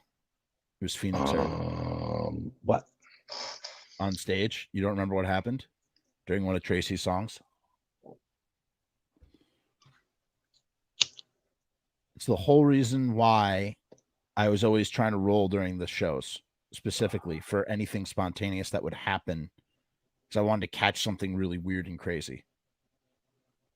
Don't remember? During She Dominates. These two full-figured, on the heavier side, girls get up on the stage, and another dude comes up right when Tracy's singing She Dominates, and he takes out a long whip or some sort of whip. I don't know if it's long or short. I have to look at the tape. And he just starts punishing these girls on the stage during which, you know, for anybody who's listening at this long into this thing, She Dominates is a song about, you know, like, you know, BDSM or whatever it's called. And this guy was a fan of that song, loved that song terribly, and had his two ladies get up on stage, and he was like licking a whip, and he was just Blitzkid's most famous song. She Dominates. It's got the most plays. She Dominates is the most plays. It has 1 million more plays than their second most popular song, which is what? Pretty in a Casket. Oh, really? What's their third most popular song out of curiosity? Love Like Blood, which I would have thought would probably have been the first most popular song. And what's the most popular song after that? The top 5 Blitzkid songs would be She Dominates, Yeah. Pretty in a Casket, Love Like Blood, Lady in the Lake, and Teenage Necrophilian Love. Wow. 2 of which are classic songs of theirs. Did they 2 of which are calling card songs. And Lady in the Lake, personal favorite, absolutely, but I'm surprised to see it there. I would have guessed Mary in the Storm. I would have guessed Let's Go to the Cemetery. I would have guessed a lot of songs before a lot of these. Well, look, Joe, the Spotify plays don't lie. They don't. Spotify plays don't lie. There is a million more plays of She Dominates than any other song in their catalog. What is the that? only one of their songs that crack a million. It's like pennies per Spotify stream, right? Who would have ever guessed? Dude, She Dominates, when that song came out, that was all of our favorite fucking Blitzkid song at the time. Yeah, I mean, I don't know. I think it might even be less than pennies, to be honest with you. It's crazy. So insane. Tracy recently did the math on it. On what they should have made on last year alone. Can I said it was like $6,000 or something? I would like to make a brash statement about musicians and Spotify in general. I say this as a non-musician. Okay. Mm-hmm. Make my statement. All right. Are you ready for it? Mm-hmm. Here's my statement. I think, again, and I'm all for this. I think Spotify, I want to say this before I say my statement. I think Spotify should pay bands way more than whatever it is that they pay now. I think it's bullshit that they don't get paid more. I think it's terrible. I want to let's start with that right up the gate, right? Before you go any further, artists, this is 2020. Artists are estimated to be paid between 0.004 and 0.007 cents per stream. So it's less than a penny. It's terrible. Okay, it's absolutely terrible. No argument there. Okay, this is not about like that's good in any way, shape, or form. At the same time, like, and I hear this all the time from musicians, not every musician, but some musicians. I've heard this thing about like, oh, well, I'm not gonna even have my stuff on Spotify, because we don't get paid enough and blah blah blah. And I think it's like Spotify is never, even if they up the rate, Spotify is never gonna, satiate a band or a musician. But goddamn, if you can get those streams up, you can get a nice little supplemental chunk, which maybe a check that you're not expecting. Not for any band we're friends with, homie. I'm sorry. Not for any band we're friends with, homie. Well, look, what about, you just said a Blitzkid, 1 million streams. What about it's crazy. That's an unexpected check in the mail. How many streams does it take to make $1 on Spotify? 1,500 streams to make a single dollar. 1,500 streams. All right, hold on. So let's say you get 6 million streams on Spotify in your top 5. 6 million times, what was it again? I mean, dude. What would you just say? What was that number you just said? I'm sorry. It was I'm sorry. There's a better number to base what you're about to do on. How much Spotify pay for 1,000 streams? Yeah. 1,000 streams, you can expect between $3 and $5 per 1,000. Okay. So actually I'm doing dividing. Which is a large margin in my opinion. $3 and $5 is a big difference. 1,000, 6,000, and then times. Wait, that doesn't make any sense. Oh yeah, $5 times. I think I might have done this math wrong, actually. Yeah, that math is wrong. Maybe it's right. I don't know. So would that be 30 grand on 6 million streams? That's way too high. Yeah, it's not right. It's probably maybe it's 3,000. I don't know. My point is that maybe the problem, not, I wouldn't call it a problem, but maybe it's a point of view. Maybe a point of view needs to slightly change of like not to look at Spotify as a sole means of income, but as a passive revenue stream of which there should be many that might allow. Spotify made sense when physical media still existed. Like, I mean, like that revenue stream made a little more sense because people would buy the record. Because you could look at it as a sampler. That's what you'll hear Chutter Doyle say. Like Chud, for instance, I guess puts like a watermark in the middle of his saying that go to drchud.com, like get the thing uninterrupted, which is a great idea, I guess. I got to tell you, I got to hand it to Chud. That is a genius idea. So people think they're getting the song and they're not. I wonder if he got away, if he still gets away with it though. Like I wonder if he gets flagged any for it, or if they disallow that now. That is a genius. It is. I agree with you. If only people liked Dr. Chud's music to do that. I mean, maybe like Doyle. If Doyle did that, he would get it would work for him better. Let me see what Doyle's. You think Doyle's got a million plays on any of her songs? I don't know. We'll see. I'll tell you right now. Nope. Nada. Not even close to Blitzkid's numbers. Blitzkid has more than Doyle does, huh? By a landslide. Wow. 1 million more. Wow.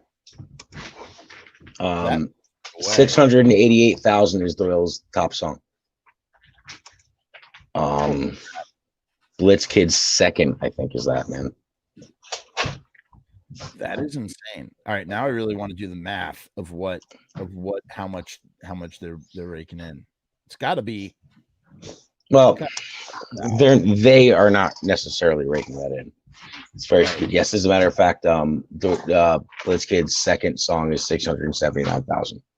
So their second most popular song is let's call equivalent to Doyle. Wow.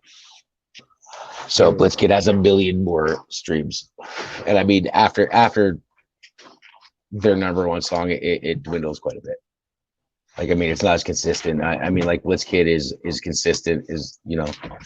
It's 679,000, 769,000, 655,000, 387,000.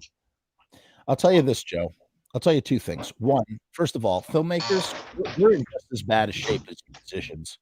We're getting reamed by Amazon Prime. I mean, you know what they did? They cornered the marketplace in terms of like distribution, and then they started culling indie titles. Once they opened the floodgates, they basically said, "Oh, you no longer apply." And a lot of filmmakers that were making pretty decent revenues, passive income revenues, are suddenly finding themselves ousted from the platform. Here's the thing. If you are an ethical music listener, like for a great example, I told you how I used to do Napster. Well, today I don't do Napster. I don't do any of that stuff. But I like to listen to a band on Spotify. If I really like the band, what I do is I wait for them to come to town. I check, there's a little thing on Spotify that tells you when the band is coming into town. I go to the show and I pick up a shirt and I pick up a record if it's not too expensive. Sometimes they try to get you more for one item. I'm of the philosophy that if you make two cheaper items, people are more likely to buy more pieces of merch than if you just keep, prices high at one sort of price point. I don't know. I mean, you got to participate in Spotify. You're losing if you don't at this point. Even if you're losing money, you're losing credibility. Not credibility. I mean, maybe credibility, man. You're not getting algorithm exposure. People aren't listening to you, dude. It's so many people listen to Spotify or their Spotify playlists and everything like that. Like, I mean, if you have to go outside of this Spotify to listen to a certain band, they better be a really important band to you, dude. Yeah. I'll tell you right now, Mr. Monster isn't on Spotify, and you gotta go to YouTube to listen to it. That's about it. Or you gotta listen to it. How many cars have CD players right now? Or how many people have Mr. Monster CDs, or Sam Haines, same thing. I wonder if with that album. Sam Haines type of band that you'll go out of your way for. But check me out, riddle me this. This is surprising. What? Top 5 Misfits songs on Spotify. Oh, this is fun. All right, ready? It's not going to be what you expect. You want to guess? They mix everything together. What would you guess the number 1 Misfits song is? I already know it makes me so mad. You know what it is? I think I know what it is. It's really mad. No, don't say it. I'm going to guess. What's really weird is the top 5 aren't necessarily in order the way they list it. All right, hold on. I'm gonna guess. First of all, I'm gonna guess there's M95 songs in there, and I'm gonna guess that one of them is "Dig Up Her Bone." Right? No, "Crying on Saturday Night." Crying on Saturday Night is the number 2 most actually. This is out of order. I don't understand why they list this like this. Also, But the number 1 song isn't the song that has the most plays, which is strange to me. Wait, like when you're looking at the numbers. Numerically, it goes "Where Eagles Dare." What? 24,190,678. They're making a little chunk of change. Number 2 is "Saturday Night" at 21,341,053. Number 3 is actually the most. That would be "Last Caress" CI recording, 1978, in the box set. That would be 40,794,222. That's the gateway song of the original band. Is that the gateway Absolutely. song? I'm telling you, because dude, I'm the guy who tells you Metallica is the number 1 gateway to the Misfits. Oh, right. That's why "Last Caress" is on there, because of Metallica. Damn. Mm-hmm. You want to know something, Joe? You want to know how many more people bought Garage Days and Garage Inc. than anything the Misfits ever did, man? I mean, no disrespect. You know how much I love the Misfits, man, but come on. You know, if I had to introduce someone to the Misfits, I'm not going to play them "Last Caress," though, as much as I would want to. I'm going to play them Astro Zombies. I think Astro Zombie is the I agree. That's a great intro too. Perfect intro. It has everything that you want in a Misfits song. Bubblegum. It's perfect. I love that song. It's absolutely my top 5. We barely spoke about the Misfits, we spoke a little bit, but we really didn't speak about the Misfits tonight. Yeah. What do you think 4 and 5 are? 4 and 5. All right. "Die Die My Darling" is definitely on there. Stop it. Stop. "Bullet." Yeah, 2 more songs left. We got "Where Eagles Dare," "Saturday Night," and "Last Caress" so far. Hybrid Moment. "Bullet"? Nope. Hybrid. You know what? Here's something to say about Guns N' Roses. His attitude ain't there. Oh, yeah. Hybrid Moments is number 5 at 24,610,901. All right. You're not going to like number 4. Last song? Yeah, I'm not going to like number 4 because it's freaking Scream. Helena. You know, I actually like Helena as a song. When you go through the top 10, goes "Where Eagles Dare," "Saturday Night," "Last Caress," Helena, "Hybrid Moments." Number 6 is "Dig Up Her Bones," "Before Halloween." Then "Scream," "London Dungeon," and "Skulls" are the top 10. And this is why, you know what this is? This is just brand confusion. Those are 2 separate bands with 2 separate sounds being lumped together as one thing because the name is the same. And it's friggin' terrible. It's absolutely terrible. It drives. You're correct. But listen, tell me that those aren't more accessible songs than a lot of the other stuff. It's based on production alone. I don't know if tell me how they're not accessible to how many. Listen, are more Graybush old dudes listening to Spotify or more kids? More kids. Yeah. So is Misfits 95 not more accessible to kids? The Metallica generation, of course it is. Listen, they're definitely more accessible. I mean, I agree with what you're saying. I understand it and I agree with it, but I also understand how this happens. Because "Saturday Night," "Dig Up Her Bones," Helena, and "Scream" are all very accessible, friendly songs. Yeah, but that's not what the Misfits is. It's like metal. It's not Misfits. It's not like punk. It's like friggin' metal, dude. It's like, you're talking about a band who got found arguably through Metallica. Number 1 song, "Last Caress." Listen, and I'll tell you, I like a whole bunch of those songs. I still like them. I liked them when I was 15. I like them now. I like them even with, whatever my interactions with someone like Chud is. I like them, whatever is going on personally in Michael Graves' life. I like them. I don't, I still do. But I hate that band. And you know what? When I was sort of like chill with both of those guys, I never talked about it. I never talked about my feelings about the fact that, that band is a different band. Absolutely it is. And people, I think you'd be hard pressed to find someone who doesn't agree. the whole, and I will say this, I'll give Jerry this credit. You can definitely give Metallica all the credit in the world for sure, and they deserve it, and they should have it. But there is definitely something to be said for Jerry bringing the name back I'm talking about in terms of brand popularity throughout the years. I'm not talking about necessarily from a critical musical standpoint.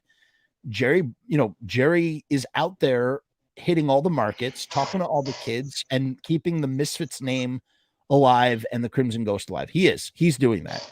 He's doing it in a really crappy, dumpy way, but he's doing it. And it definitely helps. The Misfits don't sail on Metallica alone. Wow. Jerry carries them through the 90s, at a time where Danzig wants nothing to do with the Misfits. Pre-Misfits 95 and post-Misfits 95. He wants nothing. And that's why I love reading interviews about Jerry Only from various different times, because his opinions on the situation change constantly. The way he talks in 1983 is not the same as the way he talks in 1993, which is his politics change. He's a businessman, man. He's got a product to sell, man. He revises some of the history a little bit. He does. Diane DiPiazza. I mean, then what are you going to say that Jimmy Battle, who I also emailed with, you're going to say Jimmy Battle is the founding guitar member? I mean, none of those guys know. I mean, you ask Mr. Jim doesn't know who he is. No, none of those guys know who Jimmy Battle is. No one knows who Jimmy Battle is, except for this one name that was left on Misfits Central by Mark Kennedy at some point, sometime. Are you familiar with Ian Hunter? Ian Hunter is the lead singer of the Southern Death Cult, which became the Death Cult, which became the I'm referring to Ian Hunter of the band Mott the Hoople. Band that I know nothing about them. From all the young dudes. Break it down. Yes, all the young dudes. I know that song. Which actually, to be fair, David Bowie wrote that song. But David Bowie wrote that song for it. Didn't he cover the song? No, David Bowie wrote that song for Mott the Hoople. But he did his own version. I think he sang on it with them at like Live Aid and shit. No, dude. David Bowie did his own. I am almost positive on this. There's a David Bowie version of all. I wouldn't be surprised, but the common version is Mott the Hoople. Really? Yeah. I'm not going to go too far off this, but Mott the Hoople. Ian Hunter is the singer of Mott the Hoople. Okay. I found out on 3 Hits from Hell, Doyle only plays on the B side. And like a couple tracks on London Dungeon. On London Dungeon, the guitar player of Robbie Alter. Yep. Robbie. I just learned that the other day. My mom's favorite band is Ian Hunter. That's what made that stick out to me. Gotcha. In the Pusshead interview, he brings up that a guy who plays in Ian Hunter's band. Yeah. Glenn brings up Ian Hunter quite a bit. I talked to Steve about Ian Hunter too. I would have to say that those guys dug Mott the Hoople and Ian Hunter. And Outskirts, that's one of David Bowie's favorite bands. And Outskirts of, those guys are all Bowie guys, depending on when. Another band that Glenn absolutely loved, and I've heard this from several people, Glenn was super into it. Jerry talks about it too. Glenn was super into the Adverts, who are a great band. Yep. Loved the Adverts. I don't know if they had an influence on the Misfits sound per se, but no, I wasn't. Again, not to change the subject, but I'm not surprised by this. This is what I expected. But Mother doubles Last Caress. Wow. As it's 84 million. Shut up. Yep. With Last Caress at 40. So it's more than double. I don't know who's taken a cut of 84 million, but my point is simply this, Joe. For all of Danzig's revenue streams, and again, Danzig is an extreme. I think Rick Rubin has a lot of that, man. I'm sorry? I think Rick Rubin gets a lot of it, because let me tell you, John Christ and Erie Von ain't doing too good. Yeah, but my point, they're not getting anything. They were on salary, man. They were on $250 a week. Yeah. But no royalties, I suppose. I never really thought of it that way, but I mean, I guess like nothing, huh? Well, you literally need out of nothing. What about mechanical royalties, where you have to get royalties for playing on it, right? Yeah, I guess. Can't be that good though. I mean, Erie nor John Christ are doing so hot, man. I don't understand why Erie and John Christ don't just go out and do their own thing. Like, people would go and see it. You want to know why they don't do it? Wow. They're fucking cool. Because they're fucking cool, and they are Erie, Vaughn, and John Christ, and they don't need to do that. I know, but I mean, they could use the money. I'm sure. Yeah, you know, I'm sure they both have the money, but I'm sure that it would be really, really, really great. And I would totally love to see it. I don't know who would sing. I don't know if either one of them can really sing, but I would definitely. I would love to listen. How much? I don't know if this is like I don't know if you have insider information you can't share or something, but like, there has to be something personal between Erie and what is it? There has to be something personal. Yeah, there has to be something personal. Those two are too tight. I can tell you what I think it is. And I've spoke to Erie about it, and I've spoke to like, and I've heard. What is? I'm kind of curious. What did Erie say to you? I don't remember, to be honest with you. I just know I spoke to him about it, and it wasn't anything remarkable. He probably gave me a stock answer. I know that I've spoke to him about it, and I don't remember the answer. I'm not going to sit here and tell you I do. I think he. Erie Vaughn gave me a very cool answer. He gave me a very Erie Vaughn answer. And I'll tell you something. I just want to preface what I'm about to say. I don't know Erie Vaughn. You know Erie Vaughn better than I know Erie Vaughn. Erie Vaughn doesn't know who I am, but he knows. He ain't my buddy by any means, but I've fucking certainly hung out with him. Right. Or I've had awesome conversations with him. Right. Okay. He knows who I am. Right. He knows who you are. Does not know who I am, and why should he? And I don't know who he is.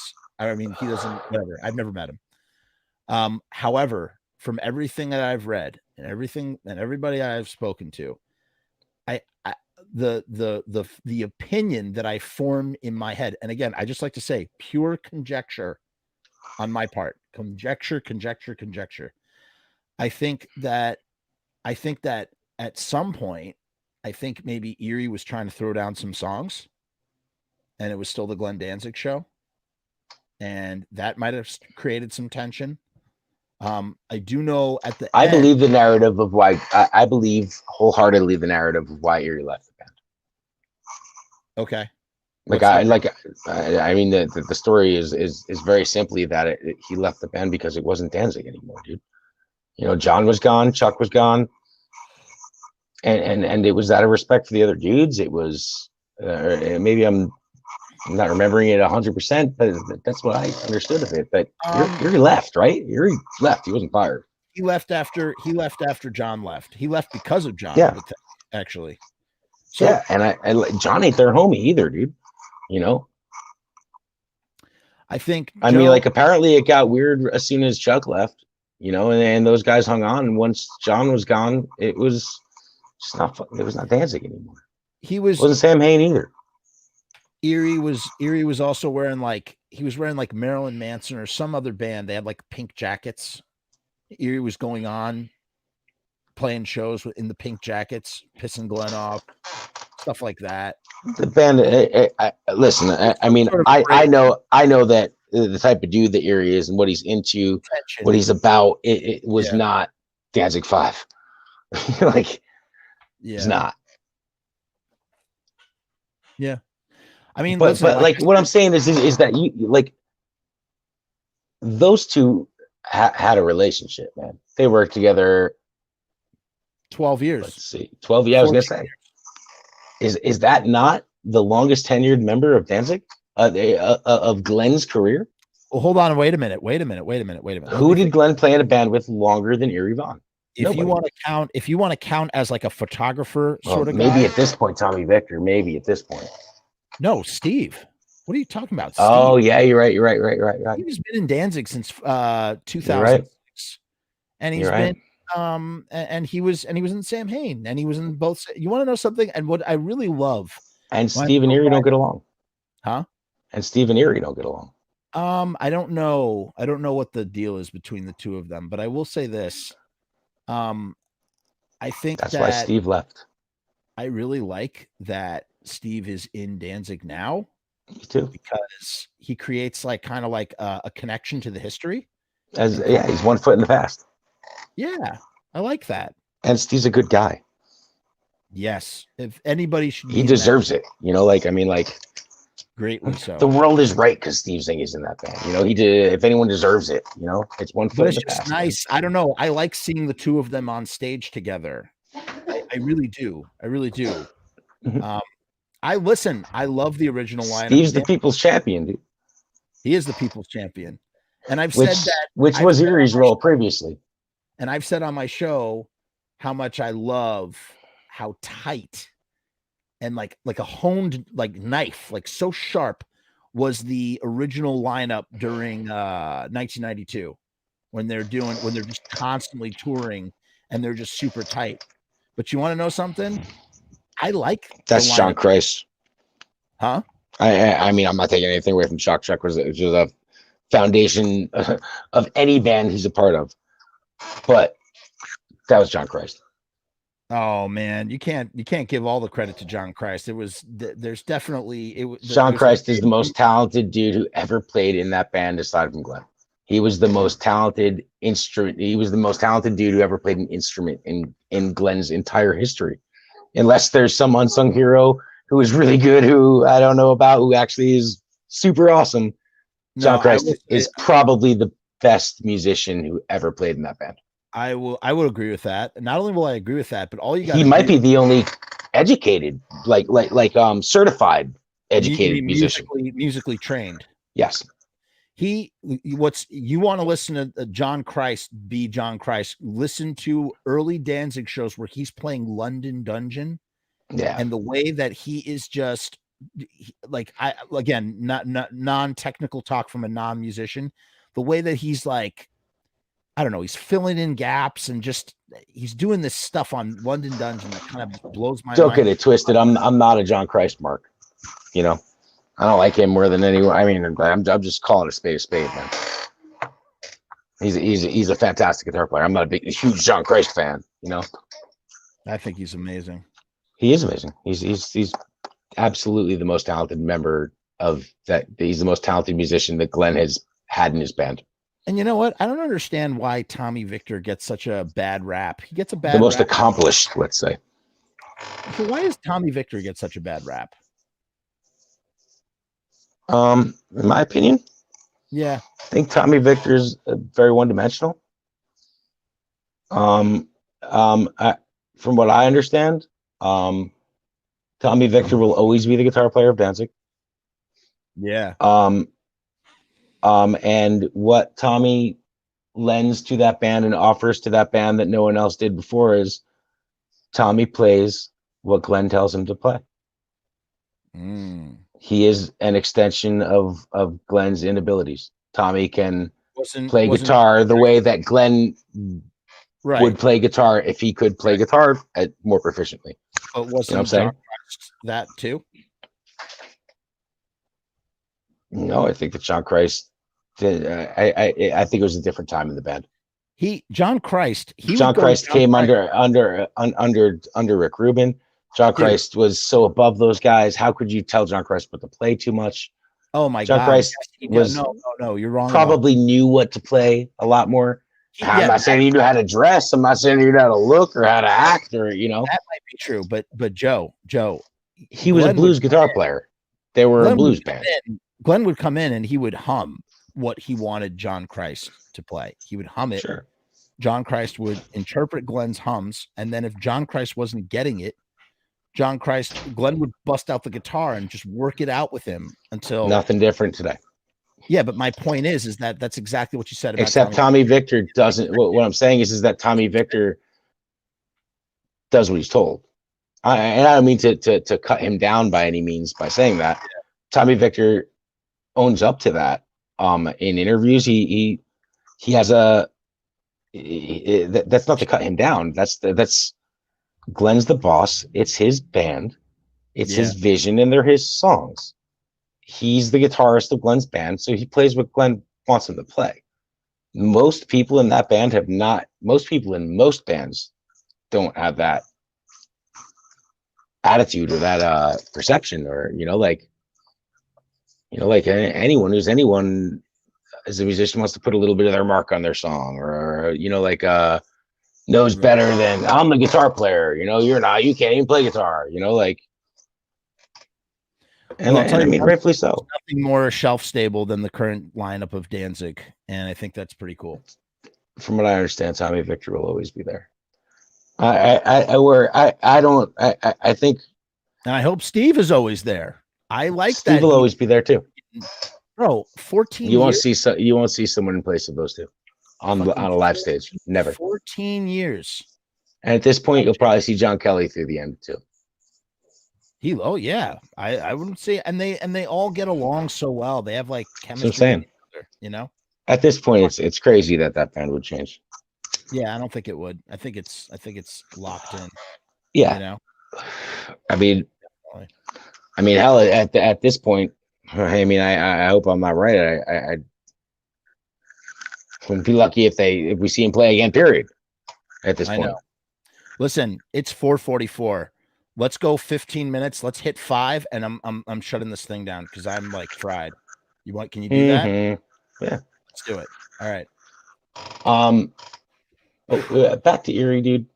There has to be something. There has to be something that like I said, Joe. There's a lot of professionalism there, bro. Like Erie's. Erie wanted to bring songs into Danzig. I think that. I'm not saying that it's true. I'm saying that's what I suspect. I think Erie wanted to bring in songs. Glenn was, consistent with, this is just Glenn Danzig songs, nothing else.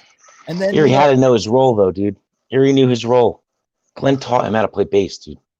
That dynamic of dudes doesn't change. Erie started writing a lot of songs, and he would bring songs. I think he was bringing songs to Glenn in the same way. Did you know that When the Evening Comes was Bobby had hoped that When the Evening Comes was going to be the Undead song?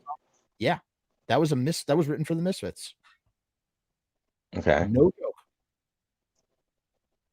All right, I don't listen to that now. It would have made a great Misfits song too. Truly, not to change the subject on you. I on YouTube the other day, I heard what was referred to as an archangel by the Misfits. Yeah, is that real or is that No, it's because it's different than the Sam Hain version. So I think Jerry plays on it at one point in time, but it's not. It would make sense that the Misfits had done that song and maybe even recorded it. That would make sense. That was a side song. That was just that was for Dave Vanian. It was written for Dave Vanian as a solo record or something. But it would still make sense in all the time that it existed as a song, that it would be played, recorded, or even that it was abandoned. I mean, it was abandoned by Dave Vanian in the time the Misfits were still together. It was determined that Dave Vanian probably wasn't going to do it while the Misfits were still together. So it's arguable to say that even if listen, there's a version of Archangel that on YouTube. I mean, maybe it's fabricated, maybe it's fan dubbed over. But it's a more complete version of Archangel than the Sam Hain version. I don't know. I don't know anything about it. All I know is I know one, and it's arguable that it's understood. Archangel's. Why wouldn't it be done? 1982. So it's super early. As a matter of fact, I know 82. Really? I believe so. And I know this. I know this may sound a little crazy or controversial, but because it's such an iconic Sam Hain song, but I don't think it's very Sam Hain in its sure. It doesn't sound like the rest of Sam Hain songs, in that sort of way. And it's that tempo.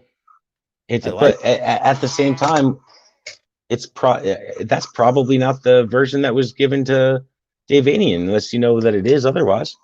I wouldn't be surprised if the song was redone or retrofitted as a Sam Hain song. I will tell you, it does sound like the way it's written. It sounds like it is written for Dave Vanian to sing. It sounds like, as a matter of fact, you know what it sounds like? It was recorded in the session of Initium, I would presume. It said sonically, it sounds like it was recorded in that session. There's an earlier version that was recorded with Al Pike on bass, and Jerry played a little bit of bass, and that's the one you're probably referring to. And it kind It's of got sounds guitars on it. Like, dude, it could be a Damn song. To be honest with you, it really could be. Archangel, I could imagine the Damn doing that for sure. absolutely. What I find far more fascinating and why I love Initium so much is like it's like people you hear like music journalists like try and like talk about Sam Hain, and they're like, and then he made his way into the more metal tinged Sam Hain, and they just don't know what they're talking about. Yeah. And it's like Sam Hain is this weird fusion of hardcore, death rock, and goth, playing with cookie cutter hardcore bands. What a weird creature that band is. And you look at a song like Macabre, like how slow it is, and it's got the church bell and what's going on in it, and it's like imagine that being played at a hardcore show. Like, what a weird thing to do. Like, what a punk. I can't think of anything more punk rock than playing a song like that at a hardcore punk show. Sure, Glenn loved it. I'm sorry? Sure, Glenn loved it. There's nothing, I mean, from my experience, there's nothing better than being a turd in the punch bowl, being the oddball at a show, and playing the unexpected, like dropping the unexpected on an audience. That's to their exactly. I mean, like to their pleasure or to their love it or hate it, man. There's as a musician, there's something about doing that, loved or hated, that's satisfying.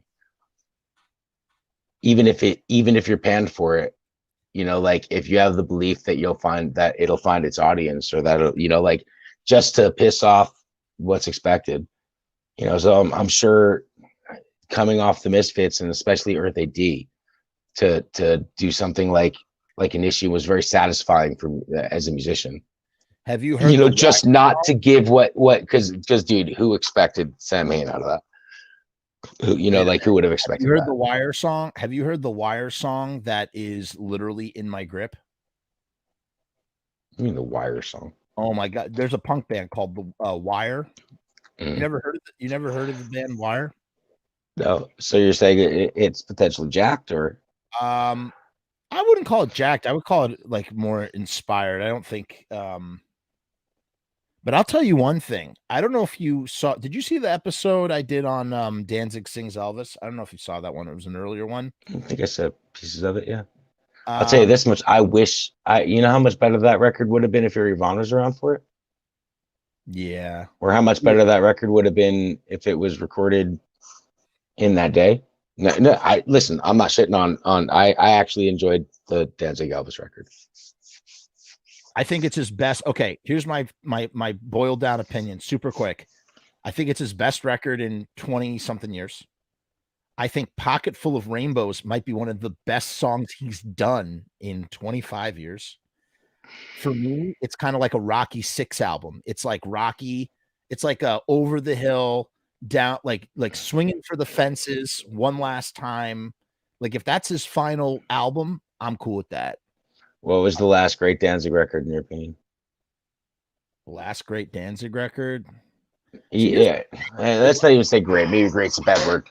What was the last acceptable through and through Danzig record that you were through and through? I like Death Red, man. I think it's got some good songs on it. Me too. Yeah. You know what? I got to tell you, you know what songs really pop out for me? First of all, I love Skin Carver. I love that he opens with it. I think it's a great song. Pumps me up. Skin Carver is 7. Without Light I Am. Without Light I Am. Dude, I heard you say that song. I agree with you. Without Light I Am. Dude, the best two Danzig songs, dude, you said both of these. Without Light I Am, the last song on 7.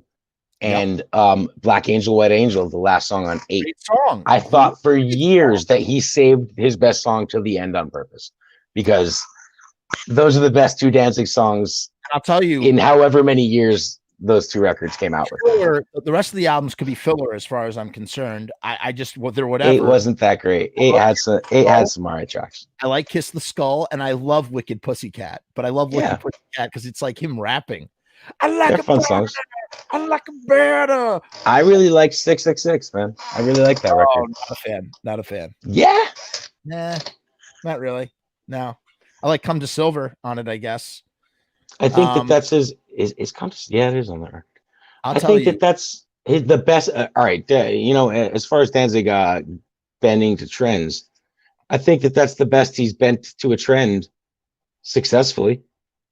Listen, you want top to bottom single best Danzig record, like top to bottom, every That's single easy. song for me is the Two. first album.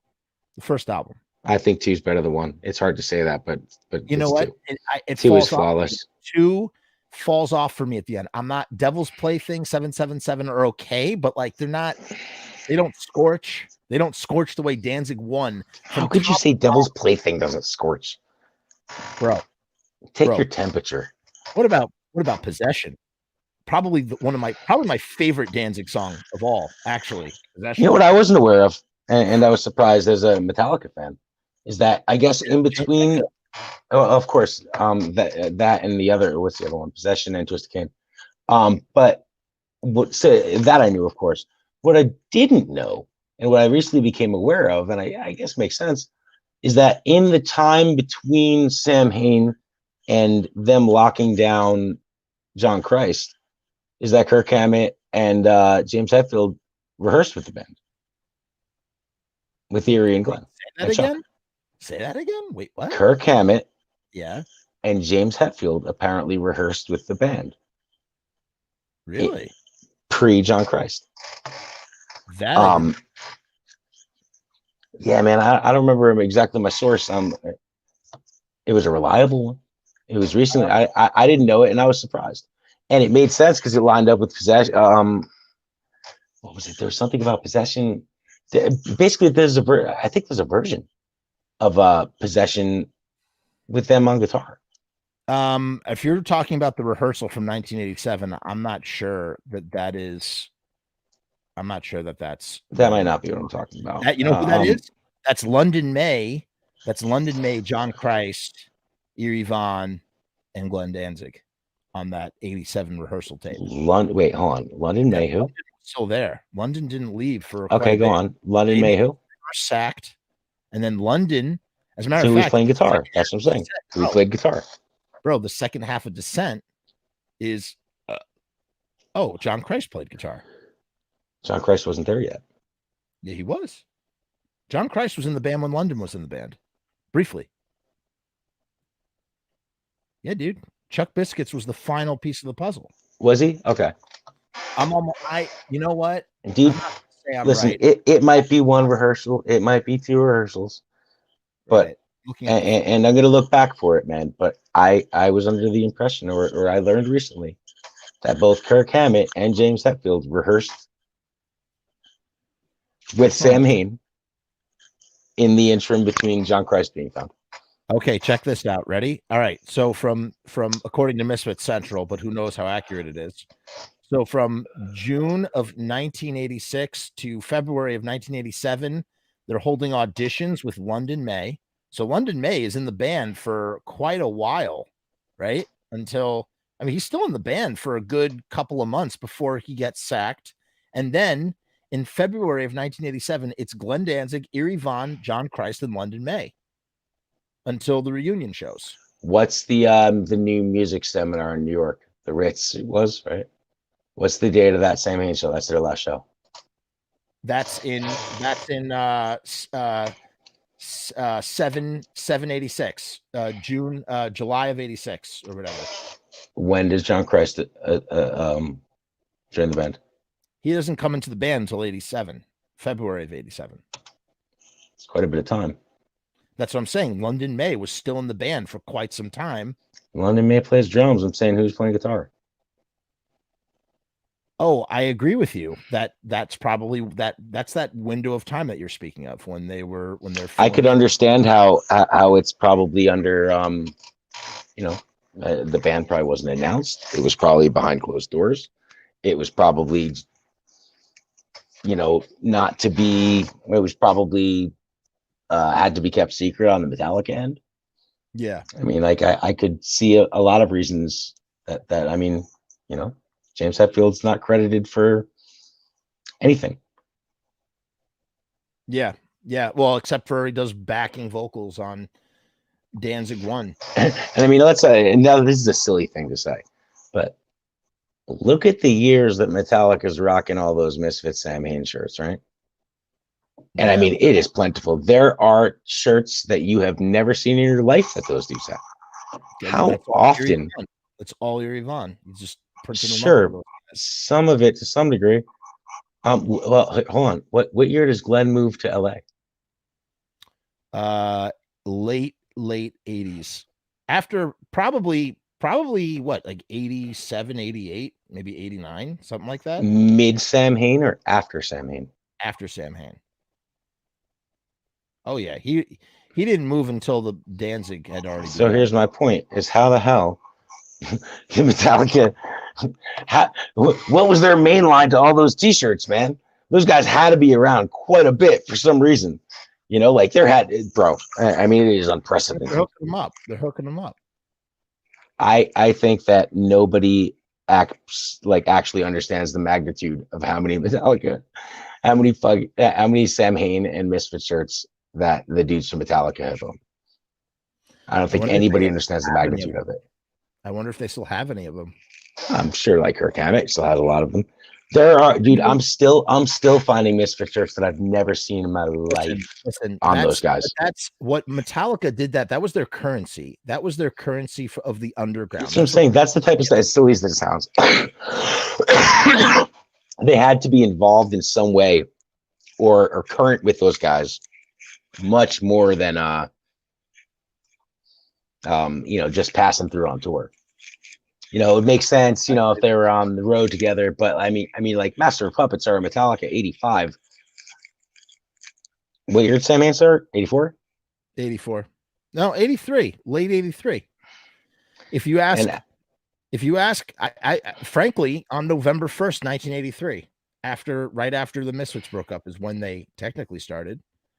Here's the thing about Sam Hain.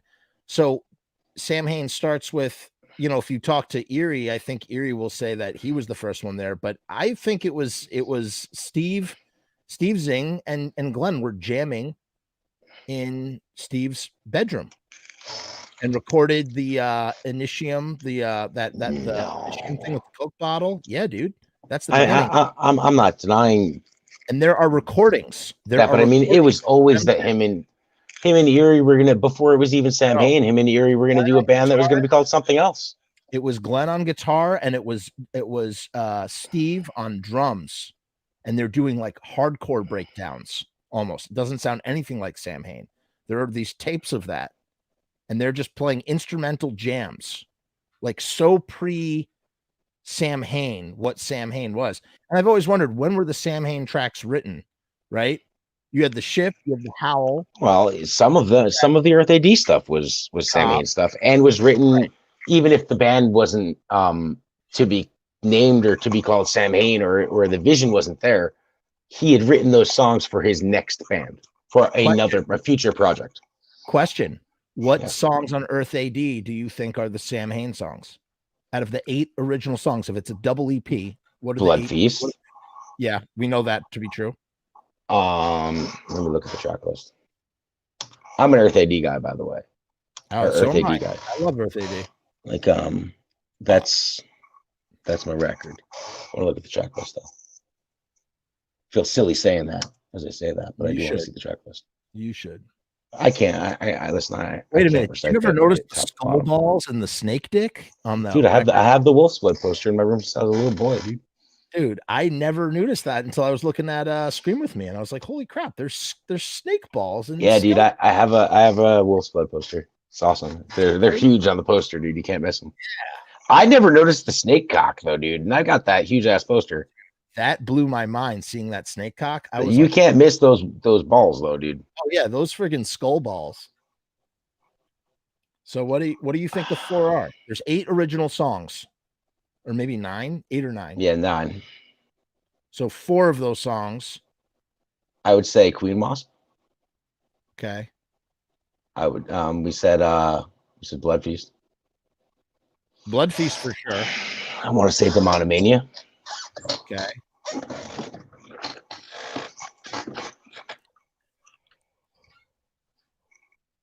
Death Comes Dripping.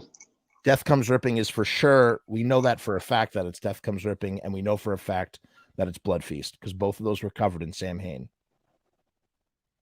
Yeah, that's true. But there were two other songs.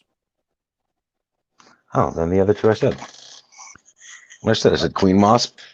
I don't know if it ain't Devilock. It ain't Earth AD. No.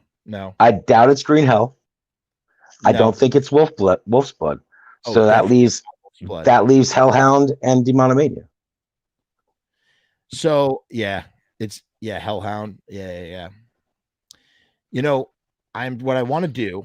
I'm going to close with this because this episode is like out of control. This is the longest I've ever spoken, and we had a pre-conversation, folks. If you can believe it, whoever's still watching, this is going to get split into 2 episodes. Easy. We're going to do 2 episodes. We'll stream them live back to back.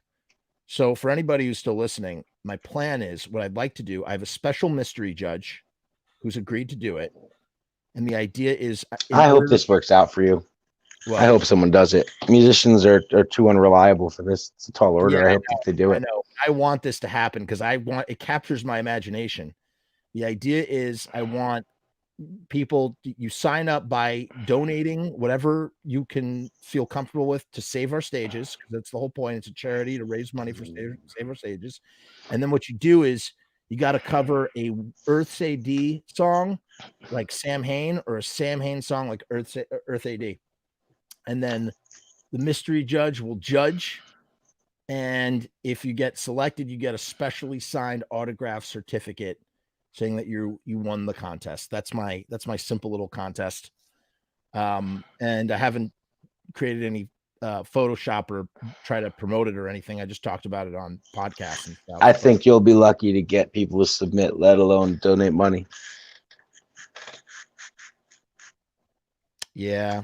I don't know. I think that you need to really make I think you need an advert, and I think that you need something, a visual explanation or wording that's more concise.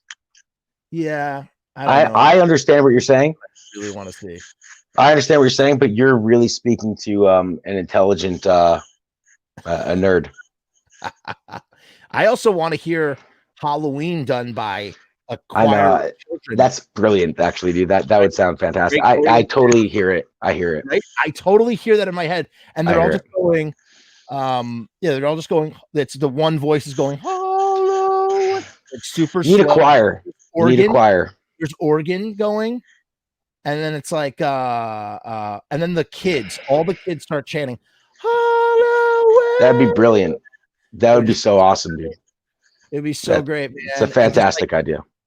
And I have all these ideas for instrumentation. Maybe some like round, like the Tibetan bowls. I don't know if you know what those are like. They're like, it creates this weird, like atmospheric, like, and I just imagine it and then you have this one what is it? A falsetto voice, right? Oh, like something really high up. That's doing. I hear it, dude. Stuff. Yeah. Like it's like a bunch of sopranos. Yeah. Yeah, there's a lot. Dude, I hear that you're onto something there. I hear that, man. That would be haunting, for sure. It would be haunting, but it would be hard to talk about hard to track. I mean, you need a lot of kids. You just need a choir, man. Yeah, an existing choir. Yeah. And there's choirs everywhere. It's probably 10 in your town right now. That's true. Get any group of third graders could do it. Yeah, I'll go into my son's school and I'll just be like, "Hey, you kids, here's some lyrics." I'll hand them out Xerox copies of the Halloween insert. I hope someone does that, because that'd be awesome. It would come out fantastic, I imagine. If someone really did that, that'd be great. I put it out into the ether. See what happens. I hope Glenn hears you and rips you off. Uncle Glenn? Yeah, I hope he hears it and rips you off. It wouldn't be him to do it, actually, but I hope someone rips you off. I think that Bernie thing is fake as much as I want. Believe me, nobody wants it to be more real. Oh, yeah, I gotcha. Okay. The donation thing, yeah. I really want it to be real. I hope it's real. I think it's fake, Joe. Just as likely the other one is. I hope the other one's. Wait, what do you mean? What other one? What, Jerry? Yeah. Dude, no, Jerry is. I mean, I'm not saying that that's not true, but I'm saying that I'm not saying I don't believe it. I'm saying if And anyone was to, God, if that was to be faked on any member, it would be him. Yeah. I don't know. I just love the idea of Glenn doing something so punk rock like that, like so subversive. Like he would do something like that. I feel like he would do that, you know, but he didn't. It almost at the same time doesn't really line up with it doesn't make sense. It doesn't make sense, dude. We know it doesn't make sense. So yeah, he's Uncle Glenn's doesn't make sense. You know, it's been catching on. The Uncle Glenn thing has been catching on. I'm hearing that a lot lately, and I love it. And I It was always Grandpa Danzig for me, but yeah, he's Uncle Glenn and Uncle Jerry, and I just like to, that's how I like to think of them. And I know it's weird because it's like, why are you projecting these weird names onto these guys? But I don't know. They're just Uncle Glenn and Uncle Jerry. They started it all. They did their thing, and we love them for it. And that's it. That's simple. Whatever makes you happy, man. Whatever It'd be really awesome if you had there'd be some cool uncles you had there, bud. Yeah. Listen, it's like super late. We've been going. This podcast is the longest single podcast I've ever recorded. I was like, I wonder if he's going to tire, because Loki went till 4. We made it to about 4 hours and a little change. And the first thing you asked me was if I could talk as long as Loki could. That's why, because I laughed at you earlier because I poked fun at you, and you were like, no, dude, that's not the situation. Blah blah blah. So you proved me wrong. Greatly. It's not that I proved you wrong. It's that we can Misfits nerd for days, or we can horror nerd for days. Listen, when I need another episode, I'm gonna hit you up, bro. To come back. Hope you hit me up sooner, man. We'll maybe I'll have you on as a guest on the other show, and we could talk about some think of a really good Misfits topic, like something really substantial. One last thing. What? Rami brought up the yearbook with Russ. I didn't get to the end of this. Okay. London Dungeon. Who ran the London Dungeon? Find that out for me. Maybe ask the Misfits Evil Live community who ran the website London Dungeon, because I asked this morning. I spoke to Wolfer this morning, and he said if it wasn't Russ, it was I said, is it possible it was the guy from London Dungeon? He said absolutely. Just can't remember the guy's name. There was and I can't find. I'll be honest with you, I can't find any trace of the Misfits fan site London Dungeon aside from. Go to the Wayback Machine. You might find it there. Yeah. The only trace of it I could find is Steve Zing wearing a London Dungeon t-shirt. Oh, really? But yeah, I found no trace of it otherwise, though. Yeah, the Wayback Machine. I started hunting this morning knowing I was doing this because I'm not going to be made a punk of, man. I didn't lie. I don't think Russ is lying. And I don't want Rami to think I'm a liar, and I don't want my story to be. It happened. What did you think of that, man? The original artwork before American Psycho. That was pretty interesting. I didn't know. I've known about that for a while. I've had that picture for years. Cool. I had no idea. Eighth wonder of the world, man. Yep. Yeah, that's pretty American Psycho. Yeah, I've had that under wraps. It's one of those things that I have, and I don't I don't let it out, man. Because the second you let it out, it ain't rare no more, right? Well, Joe, like I said, if you're ever up by my parts, I'll show you something that'll friggin' curl your toenails. I know you will. Make your friggin' face melt off. That would make your friggin' earlobes fall off, and you wouldn't be able to speak anymore. I believe you. I don't deny it for a second. All right, Jeff, thank you for having me. Thank you so much. Peace and hair grease. Have a good one. Anybody who made it this long, thank you. Holy crap. Anybody who made it this long, you're freaking crazy, man. I think we're crazy. I've got to go to sleep. I got to put my son on the bus tomorrow morning. This morning. Damn. All right, Joe, we'll be in touch, man. We'll talk. I love you, brother. Later. Have a good one.